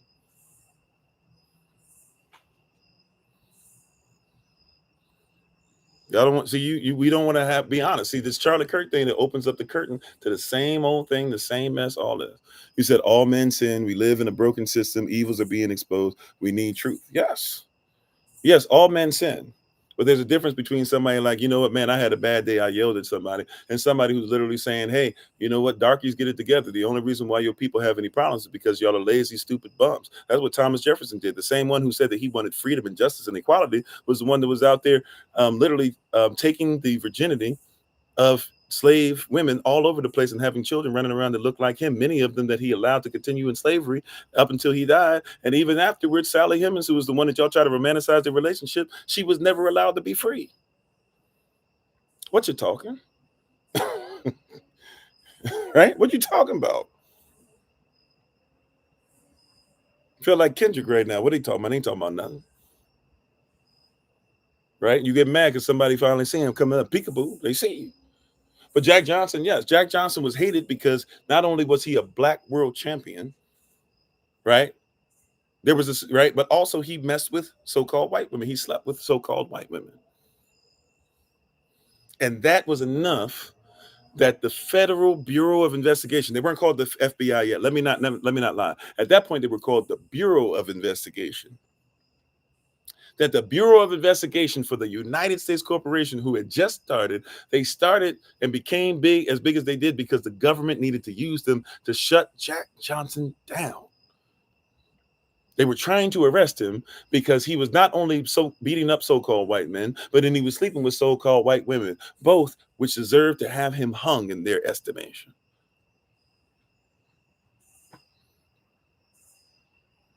And what did they call all of the so-called white men that were trying to defeat him in boxing? What did they call them? You know what they called them? All of them were called? They were all called the Great White Hope. That's where that saying comes from. If you've ever heard somebody talk about the Great White Hope, it was because Jack Johnson was literally beating the brakes off of not just so-called white persons, anybody he came against. And so every time that he beat the next one, they pulled up another one and another one. And do you know, after Jack Johnson, they did not even allow anybody who was Black to even fight for the championship up until you get to Joe Louis. And even though Joe Louis, who was an American who actually fought, right, and fought well, and fought, and then he went and fought for his country. He didn't do what Muhammad Ali did, right, which was stand 10 toes down and say, no, Black people got to be treated with respect. He went and fought for the United States in all these exhibition boxing, right? Until him, they would not allow anybody to fight. You can put Rocky Marciano in there because they didn't like Italians either, right? Now they want to pretend Italians were always considered to be white, but they didn't like Italians back then, right? Thank you for that, right? But you don't see another so-called black person as well until what? Until I just said his name. Until Joe Lewis, right? And guess who Joe Lewis loses to? And the and so-called white persons in the United States of America were applauding all over the states. Guess who he lost to? He lost to a man by the name of Max Snelling, right? Max Snelling. Guess what Max Snelling was? I think that's how you pronounce his name. Forgive me if I'm saying it wrong. I'm pretty sure he was a German during during Hitler being in office. Joe Lewis fights against a German, and more so-called white persons in America backed the enemy that you said was the Axis powers, the evil Axis powers, rather than support a black man from the Allied powers. How you doing, Tanisha? Shalom, right? Make it make sense, beloved. You said that I'm way off. You said that persons like Charlie Kirk should do. You said that we should look at Reverend Dr. Martin Luther King Jr. as the worst of persons. And while I might give you a little bit as far as Boule talk, I said tonight I'm gonna go ahead and be all right with that. I'm gonna try my best to just treat these persons equally. Okay, well, why is it that you keep trying to tell me that we should look at that, but we won't look at the system that's doing that to us? Finally, right? Matter of fact, a lot of you might not know this. You know why Puff Daddy, one of the reasons why Puff Daddy didn't get off scot-free, because he got free off of the major charges that, he should have gotten, right? But he didn't get off scot-free. The law that got him that said that you can't bring persons from state to state is the law that the Bureau of Investigation in the United States Corporation came together and put together to make sure that Jack Johnson couldn't bring prostitutes from one place to the other. And by the way, it wasn't even just prostitutes. He was married to one woman. He was married to a couple of them. Don't care. You can't bring your wife state to state. And if you do, we'll just say that they're prostitutes. We have that much respect for the so-called white woman but we hate the black man so much that we'll continue to disrespect our women to the point of saying that if they are married to a black man, they might as well be called prostitutes.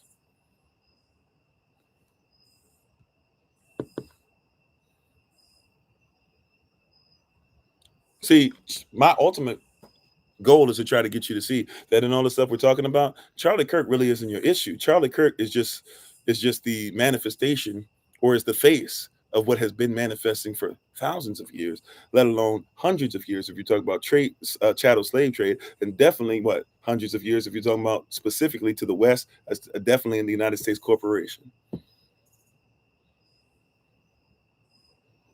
Rocky was a great white hope. Yeah. People looked at him that they were happy when he beat right. He was the one that beat Joe last. I could be wrong on that one.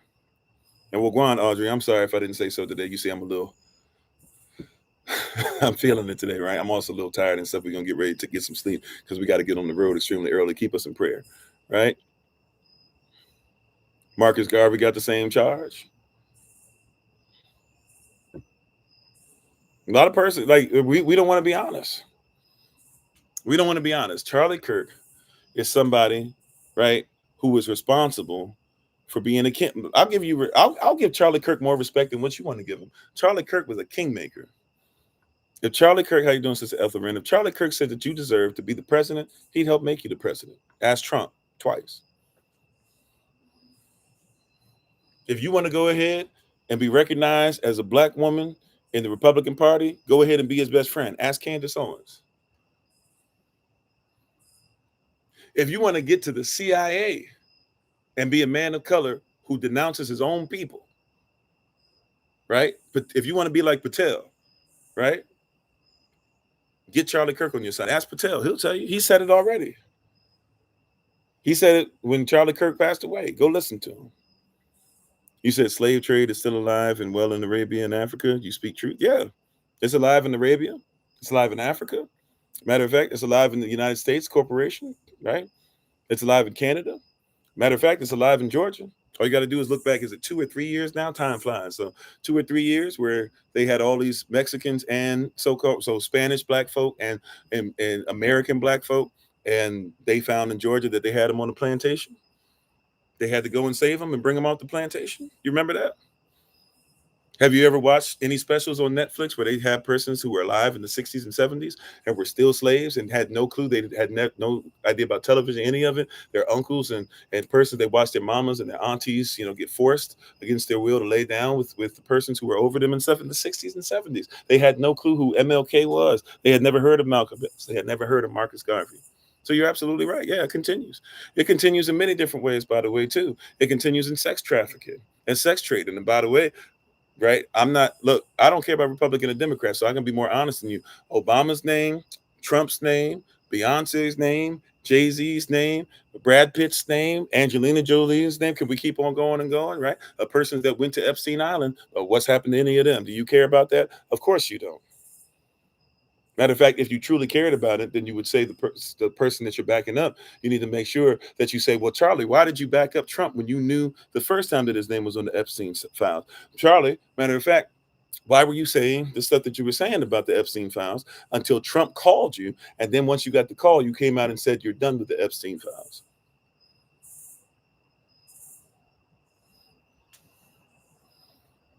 Just a question.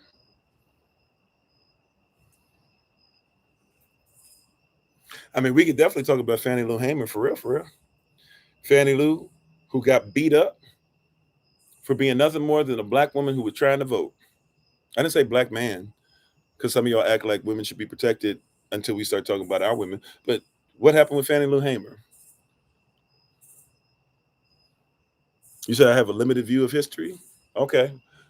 Well, in my limited view of history, am I correct? Number one, because you're acting like within the last few minutes you've been on, I should have talked about every single thing that's happened in history, period. By the way, his story is different than the story, but we'll go ahead and pretend that history is real. I'm wrong. What was I wrong about? Charlie Kirk didn't say we should have the Epstein files, and then got a phone call from Trump, admitted it, and said after that on his podcast, I believe it was, it's on YouTube, you can look it up. He says, yeah, we should go ahead and leave that alone. I'm done talking about it. By the way, he's not the only one. Stephen A. Smith was out here telling you guys, hey, man, why y'all worried about the Epstein files? Y'all ain't got nothing to do. Shoot, I'm trying to party. I'm trying to have a great time. Y'all worried about the Epstein? Didn't he do that too? See, persons say it's limited when I'm not talking about what they say. Hey, talk about this. So if you want me to talk about, once again, Charlie Kirk doesn't deserve to be murdered. Charlie Kirk could have said some things that were actually great to hear, but talking about half truths are always whole lies. And if you're going to defend half truths, then you're a liar and the truth's not in you. You said I'm ignorant? Cool. Tell me where I am. Because what you're doing is called ad hominem. So let me hip you to something, because I'm actually a teacher. I'm over a university. You might not know it. So let me hip you to something. You ready? When you say somebody is ignorant, but you have nothing to say other than, it's like saying your mama. Somebody says, hey, why don't you go ahead and be better so we can listen and get our stuff done in the class? And somebody says, your mama. The children might laugh, but it doesn't mean that you're there, right? So you tell me where I'm wrong specifically about things that I've said, because you're coming off as Dunning-Kruger effect. You're ad hominem. Ad hominem means to the man. You're more concerned about trying to say, I don't like you, versus saying, what are you saying? How can I talk about it apologetically, soundly, in a manner that we can go ahead and talk about it correctly that reveals truth? If you can't do that, which you haven't done, now I'll give you credit. Seems like you're trying now, but you haven't done it up to this point, which means that you have Dunning-Kruger effect. If you don't, you probably know what that is. Maybe you don't. Look it up if you don't. Right? You said to show me the proof that Epstein's in the file. Okay. Persons on Fox News who are persons that support Trump, persons on ABC, persons who even work for Trump, said that his name was mentioned in the file, right? So bare minimum, his name is in the Epstein file, correct? If his name is mentioned in the file. Now, if you want to say mentioned in the file is not saying he's guilty, well, we don't know until we actually see the file. So that in and of itself, cool. Now, can you do what I just said? See how I'm saying? You'll do that. You're like, hey, you're coming on here. I'm going to come on your platform and I'm going to say that you're ignorant. I'm going to say you don't know what you're talking about. But then when you ask me to show me my lack of ignorance, I will not give you the same. Why is it that you should be able to do that to me, but you can't hold yourself accountable to the same standard? Ask yourself if it might reminds you of something that I've been talking about with your boy Kirk. How you doing, Jamal? Thanks for being part of the community. Right? Do I know what hearsay means? Yes, I do. Question for you. Hearsay. When Trump came out, this is factual, right? This is something you can't deny. When Trump came out and said that President Obama, and by the way, I'm not a Republican or Democrat. I could care less about that. I follow the king who's the king of all, right? That being said, when Trump could say Obama had no birth certificate in the United States of America, that was hearsay, was it not? Was it okay? Was it okay that he would say that?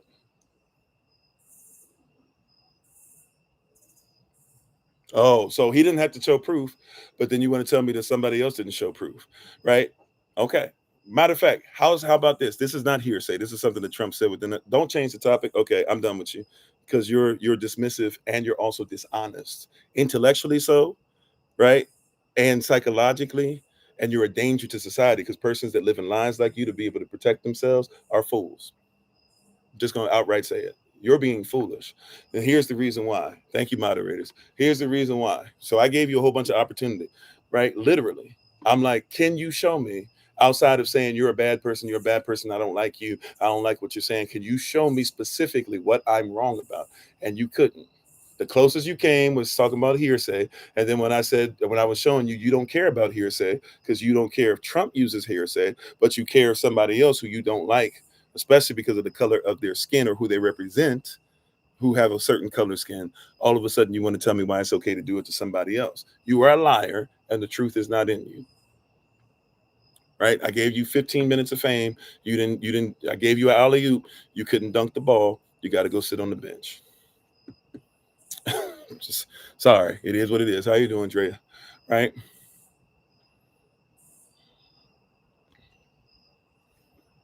Right? If you're going to tell me I'm a liar, you gotta show me specifics. I've been out here reading articles about stuff to back things that I'm saying, even stuff that has nothing to do with Trump, has nothing to do with Kirk. I've literally been giving you stuff to show you. I showed you about Kobe and what he did to the so-called white girl.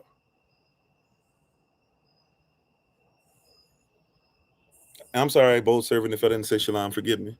Right? Persons get upset because you get frustrated because you're not able to do what you say that you want me to do, which is actually give the truth. You can't handle the truth. You can't hear the truth. You can't give truth. And to be honest, that's not my fault. I wish it was, because then if it was my fault, I could correct it. I can't correct it because you decided to stand on the side of fallacy. Okay, welcome back, Sister Deborah. Welcome back. And we were having all kinds of issues today. They ain't like what we were talking about, but we're still here. Even though they took our numbers down by doing all that mess, that was the goal. Right? You said, where are the Trump family B/C? I don't know. What is B/C? I don't know what B/C means. I apologize. I probably should know, but I don't know what that means. Right. But ultimately, Charlie Kirk, if you see this topic, it helps to reveal truth. What happened to him is the curtain being rent back. It's the same stuff over and over. You're not saying anything different than what's been said for the last several hundred years. You're not saying anything different than what's been said the last several hundred years. So why should I pretend that this is something new and mind breaking and mind altering? Oh, he said that he said some things that are all right. Watch this. You want to talk about Christian? Let's just talk about biblical. You want to talk about biblical? Let's do this. We talked about this earlier today. Luke chapter 6, verse 38. Can anybody tell me, especially those of you who are saying that Charlie Kirk did all this stuff, can you tell me what Luke chapter 6, verse 38 says?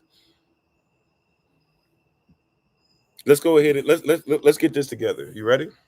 Because I'm tired of this. Y'all say y'all believe in the Bible. The Bible says that Charlie Kirk is not the standard. Charlie Kirk is too low to be somebody I look up to. I'm going to say it again with my full chest. Charlie Kirk is somebody who's too low for me to look up to. Doesn't mean that he's never done anything wrong. I'm not saying that I'm all that. I'm saying that if my standard is Yah and his standard is less than, then he's anti-Christ.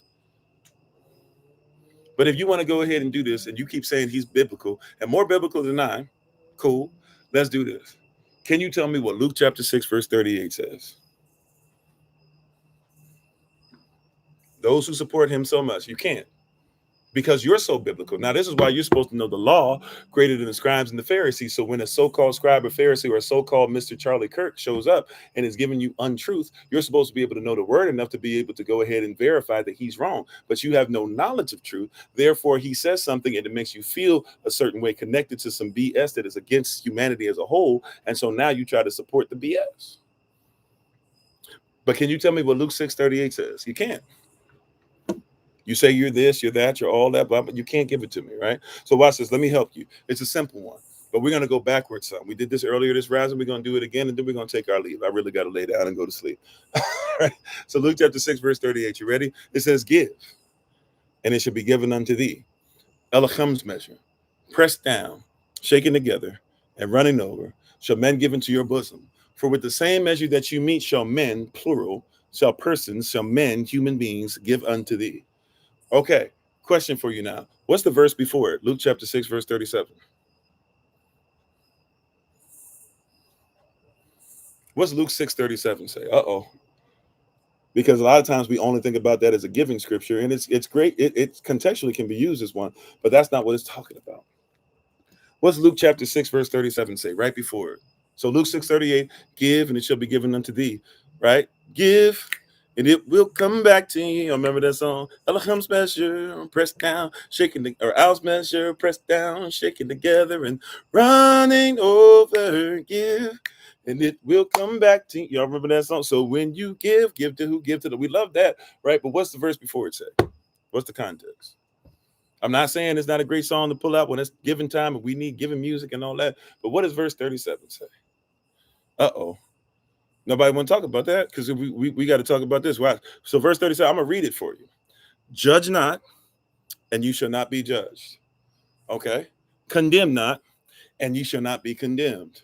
Forgive, and ye shall be forgiven. Here's the context. Judge in the manner you want to be judged. Right? Condemn the same way you want to be condemned. Mr. Charlie, if you was condemning persons like this, then we should be able to condemn you too by your word. If you don't live up to your word, because it's not Yah's word anyways. If you say it's his word, then we should be able to condemn you according to the same word, especially when you're not doing it. And what? Forgive in the manner you want to be forgiven. You have said that women who don't look like your women not only do not deserve forgiveness, but deserve every so-called bad thing that's about to come their way. So we should judge you according to your standard, Mr. Kirk. Is that fair? That's Bible. All right, but let's go back further because somebody doesn't like that. I know that's messing with you. That's messing with your feels. But we're gonna tell you the truth. Let me show you your Bible. You said that he's biblical, and you told me that I'm not biblical. Let's look at it because I'm not the Bible. I'm not the word, but I follow it. You came to the wrong place. Once again, if you thought you were coming to a place and you were gonna hit me with this that same excuse me tired rhetoric. Oh, Charlie Kirk. He's this, he's that, he's biblical. He was just preaching the word. Okay, let's go into the word then. You came to the wrong place if you thought that I don't know the word. You think that he knows the word. He don't live the word. He does what Ben Shapiro does with the Torah. He finds certain things to back up certain behavior, what he does with the Talmud, so he can mistreat others and then say that it's okay. Right? Let's get it together. Let's hold him accountable. Luke chapter 6, verse 32. I usually try to say this off the dome, but I want to make sure I got every single word correct because, I don't know what the Bible's talking about, according to you. So let's go ahead and get this together. You ready? Verse 32. For if ye love them which love you, Charlie Kirk. Well, he loved his family. Okay, cool. Watch this. If that's the standard, I'm not saying it shouldn't be part of the standard, but if that's all, okay, let's go by Luke 6:32. This is the Messiah speaking. This is the Messiah speaking from Luke's perspective and what he holds the most powerful out of the Sermon on the Mount. So this is the Messiah speaking at the Sermon on the Mount. This is what he says. He says, for if ye love them which love you, what thank have ye? In other words, if you got love for people that just got love for you and that's it, he said, why are we thankful about you? For sinners also love them, those that love them. So, in other words, if you think I'm your enemy, right? And you say to me, Kofi, we don't like you, but we got love for person that got love for us. Then according to the scripture, according to your Messiah, he says that if I do the same with my people and my family, then we're the same. Why should we be thankful for Charlie Kirk If he was even doing that, let's just assume he was. Why should we be thankful for Charlie Kirk if he does the same thing that his enemies do? Now, he tried to lie to you and tell them that they don't, but statistics, same statistics that y'all say people be twisting, your statistics say that so-called black men are the most involved in their children's lives, whether with the wife or not with the wife, out of all men in the United States. But Charlie Kirk said that all we do is go out and commit gang violence. You got love for him and we got love for ours. But I have so much love even for my enemy that I still will say that it's wrong that he was murdered. Meanwhile, George Floyd, it's okay that he was. Trayvon Martin, it's okay that he was. You don't live by your own standard. You better be careful. What you give shall be given unto thee. Let's keep on going though, right? I don't know what the Bible says. Let's just read what it says for itself. Verse 33.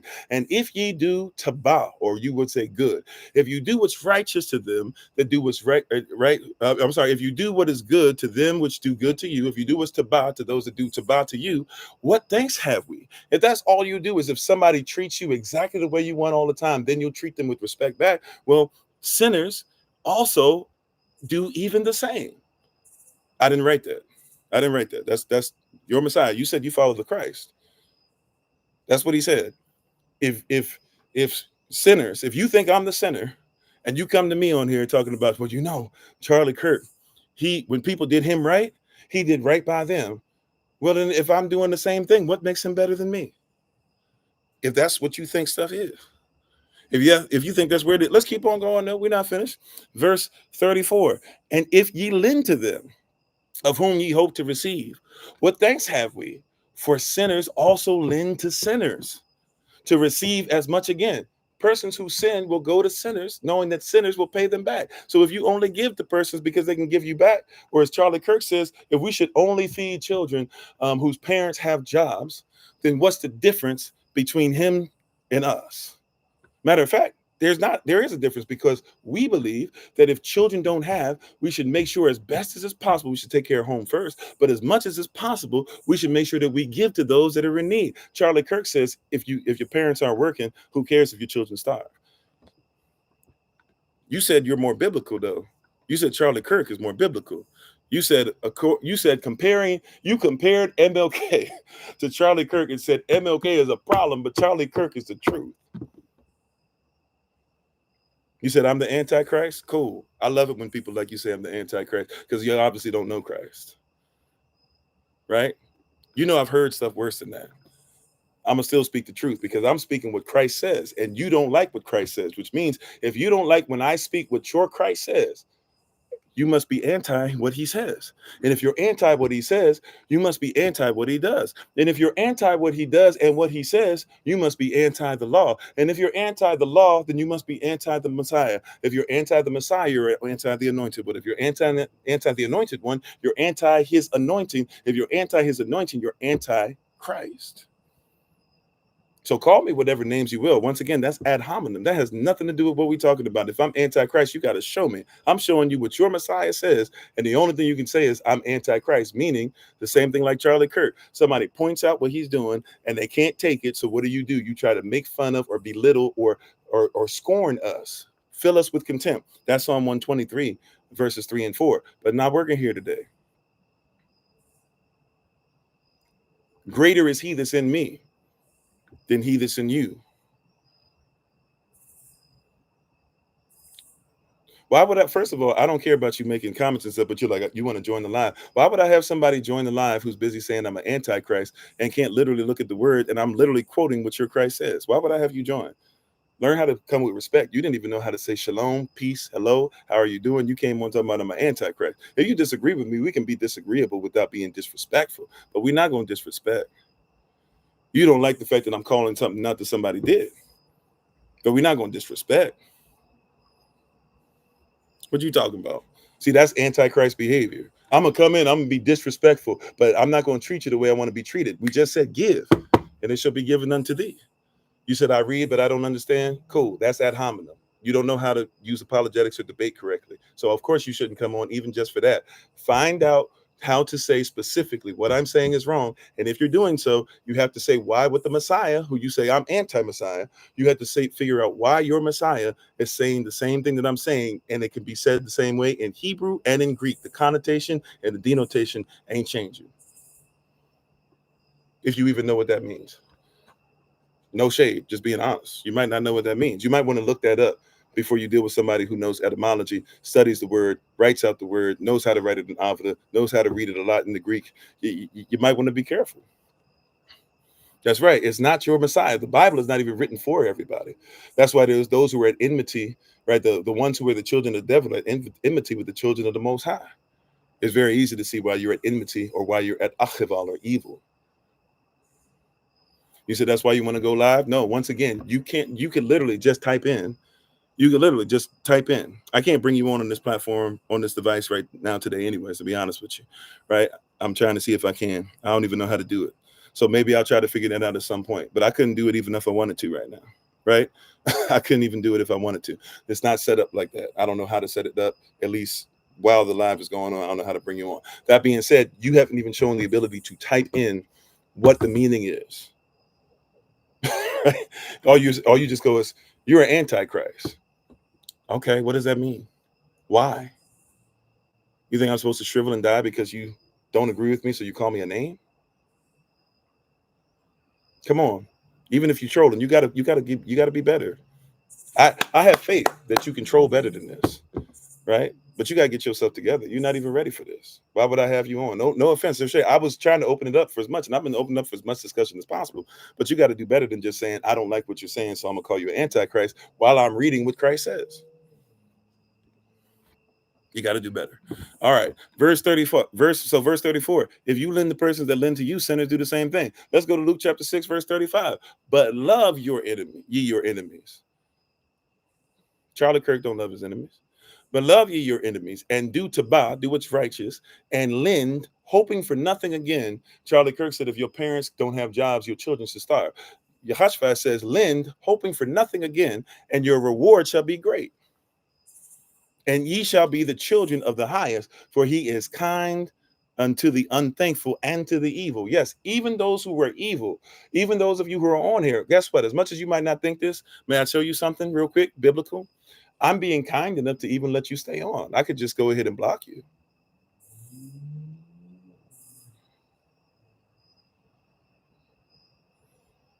Right? You're the one that came on and called me Antichrist. You think that's supposed to be rewarded by me saying, let you sit here? No. Yeah, read your Bible. It'll bless you. It'll barakti. All right. Okay. All right. Verse 36. Luke chapter 6, verse 36. Be ye therefore, because of all the things we just said, this is what you're supposed to be, Mr. Kirk and anybody else. Be ye merciful. Be ye therefore merciful, as your Father also is merciful. Verse 37. Judge not, and ye shall not be judged. Condemn not, and ye shall not be condemned. Forgive, and ye shall be forgiven. Give, and it shall be given unto thee. Elachem's measure, pressed down, shaken together, and running over shall men given to your bosom. For with the same measure that ye meet, shall it be given unto you again. Right? Verse 39. And he spake a parable. Here's the parable. Now watch this. And this is what's happened with Mr. Kirk, more so than what you want to admit. This is why you have eyes, but you cannot see. As the Messiah said. You ready? Watch this. Luke chapter 6, verse 37. I'm sorry, Luke chapter 6, verse 39. And he spake a parable unto them. Yahashavai, the Messiah, he asked, can the blind lead the blind? Shall they not both fall into the ditch? We'll end here tonight. Like I said, I really do got to get on the road tomorrow. And get up early. So watch this. And he spake a parable unto them. Can the blind lead the blind? Shall they not both fall into the ditch? The disciple is not above his master. Those of you who are disciplined in what Charlie spoke, you're not above your teacher. Master means teacher. The disciple is one disciplined but in the teacher, disciplined in the master. So you're not above your teacher. If Charlie Kirk is who you caping up for, he is your teacher. He is your master. You are not above him. But everyone that is perfect shall be as his master. If you become perfect like the Most High, then Charlie Kirk can't be your master because he doesn't even believe what the Most High believe. We just showed you. So verse 41, and why beholdest, why pay attention, why pay attention, thou the mote? Why are you worried about the mote? I don't like this thing right here. The mote. that's in thy brother's eye, but perceivest not the beam that's in thine own. Charlie Kirk will tell you everybody should be able to make it, and hey, not do, but he doesn't care if children are starving. You have no problem with this. Charlie Kirk changed his whole tune once he got a phone call, and he probably got some bread for making sure that he ain't say nothing else about Trump. But you don't care about that. Charlie Kirk made a point to say that black women can't be educated because they are black women. You don't care about that. Charlie Kirk made it a point to say that racism doesn't exist, but only reverse racism exists to where white people are the ones getting it, but you don't care. We can keep on going. You don't care. He has a whole thing where he's literally blinded and can't see, but he'll go ahead and call out. And by the way, when it talks about the mote in the eye, it's literally saying that somebody got like a piece of straw, right? You got a little something in your eye, and you take it out real quick, right? But he's got a whole mote. I'm sorry, he's got a whole 2x4 in his. Excuse me. So he's the blind leading the blind. Verse 42. Either, how canst thou say to thy brother, brother, let me pull out the mote that is in thine eye, when thyself beholdest not the beam that is in thine own eye? Thou hypocrite. Hypocrite means to be underneath your own criteria. You are hypocrites. Thy hypocrite, hypocrite.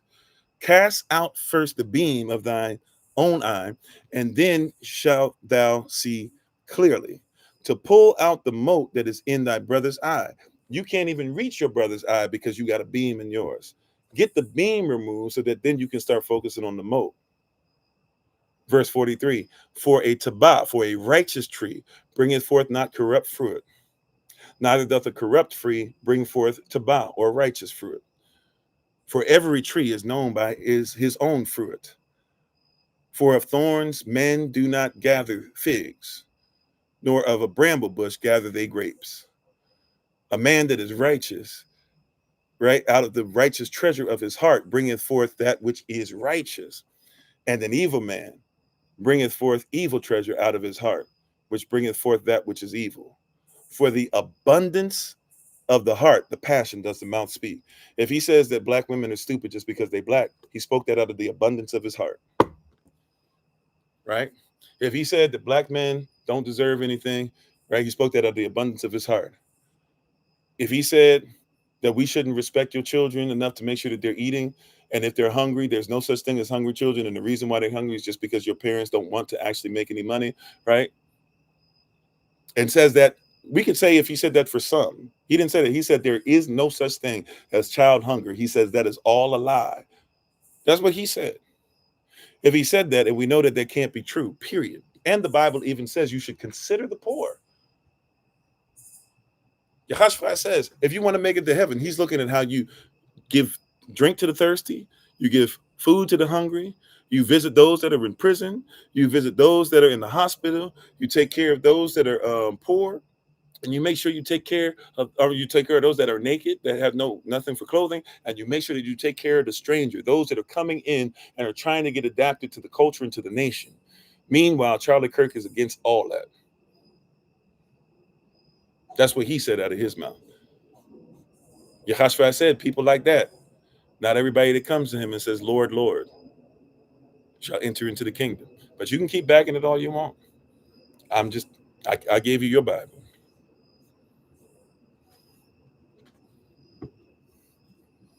For those of you that say Charlie Kirk, he was giving you nothing but the Bible. I gave you the Bible. But you're gonna cape up for it. Why?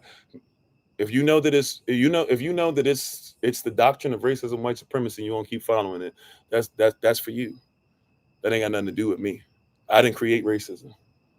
I didn't write a book in 1859 called The Origin of Species by Means of Natural Selection or The Survival of Favored Races for the Struggle for Life. I didn't make up white man's burden. I didn't say there's a lost cause. I didn't make something called the Doctrine of Discovery. I didn't create the Great White Fleet. I didn't write the Jungle Book to support the white man's burden. I didn't do those things. That is the question, Sister Shima. Sister Shima said, whose Bible are they talking about? But I didn't make those things. I didn't write those things. And Charlie Kirk is saying If we were to say chapter by chapter and verse by some of those documents I just said that you can go ahead and get your hands on, he's preaching it so well, you might as well, if you into that type of supremacy, you might as well say amen.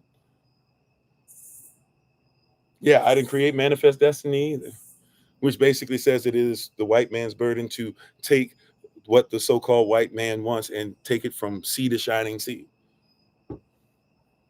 So you got to ask yourself, why do you keep backing up these persons and these teachings and stuff? I didn't create eugenics. I didn't create IQ test. You don't even know that IQ tests come from eugenics. You don't even know that when Darwin wrote his book to say that there's a there's a that there should be survival or a struggle for survival for favored races. You don't even know that's part of the title of the book. You don't know that when women and men try to become nurses, they learn that black women in their books, they learn that black women don't feel pain the way that so-called white women do, or so-called black women don't feel the pain that so-called white women do. You having a conversation about something that you're not ready for. You never had somebody challenge you and say, hey, Charlie Kirk said that. Here's a book that goes against what he's saying, or here's a book that supports it. Do you like the author of the book? Do you like Carl Linnaeus? Because Carl Linnaeus is the one that fed the mindset of Charles Darwin. Do you even know who that is?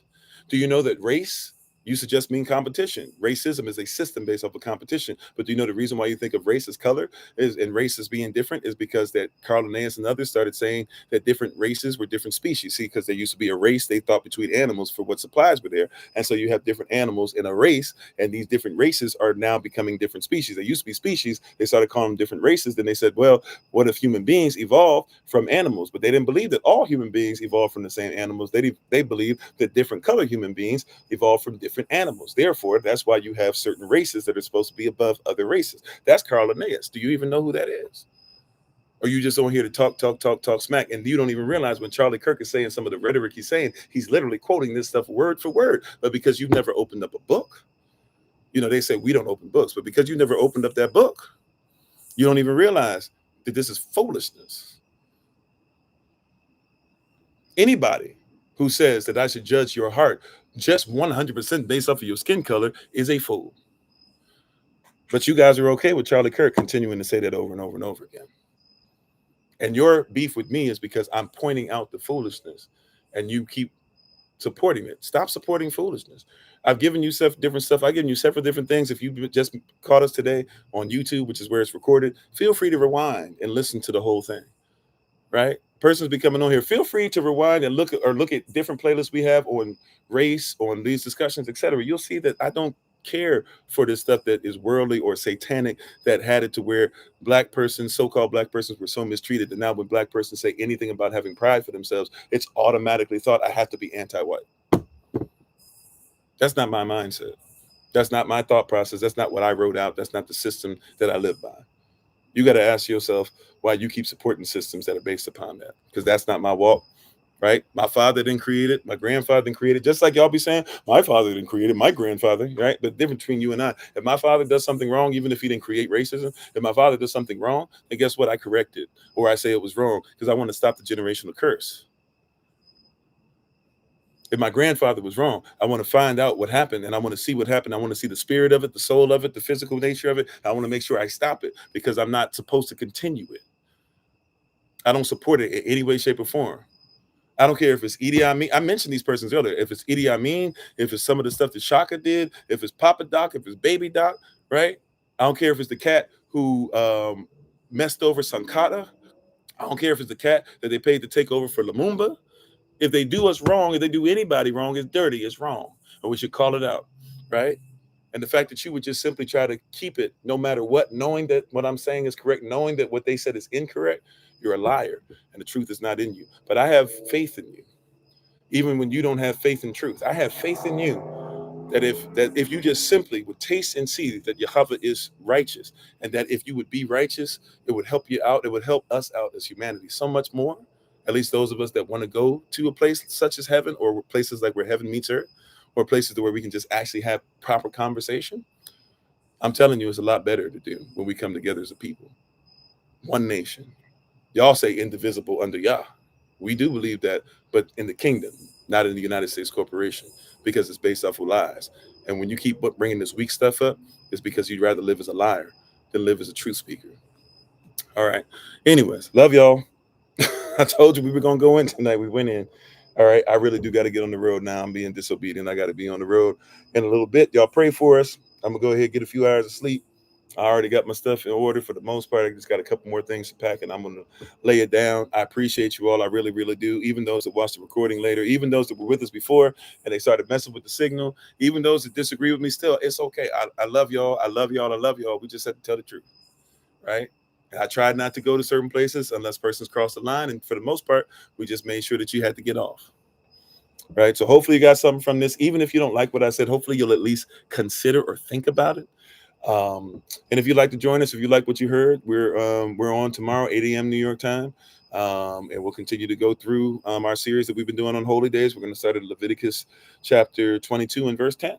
So we'll see you tomorrow. Shabbat Shalom. Tadamai Shabachei. We'll see you guys in Houston on Monday. Those who are going to join us virtually for Feast of Trumpets as well, we'll see you on Monday as well. Love y'all, love y'all, love y'all. Thank you so much. Can't say thank you enough. We showed up in great number tonight in many different places, and I appreciate you all. We give our honor and praise to the Most High. We give our praise and honor to Him for my wife, the Honorable Amma.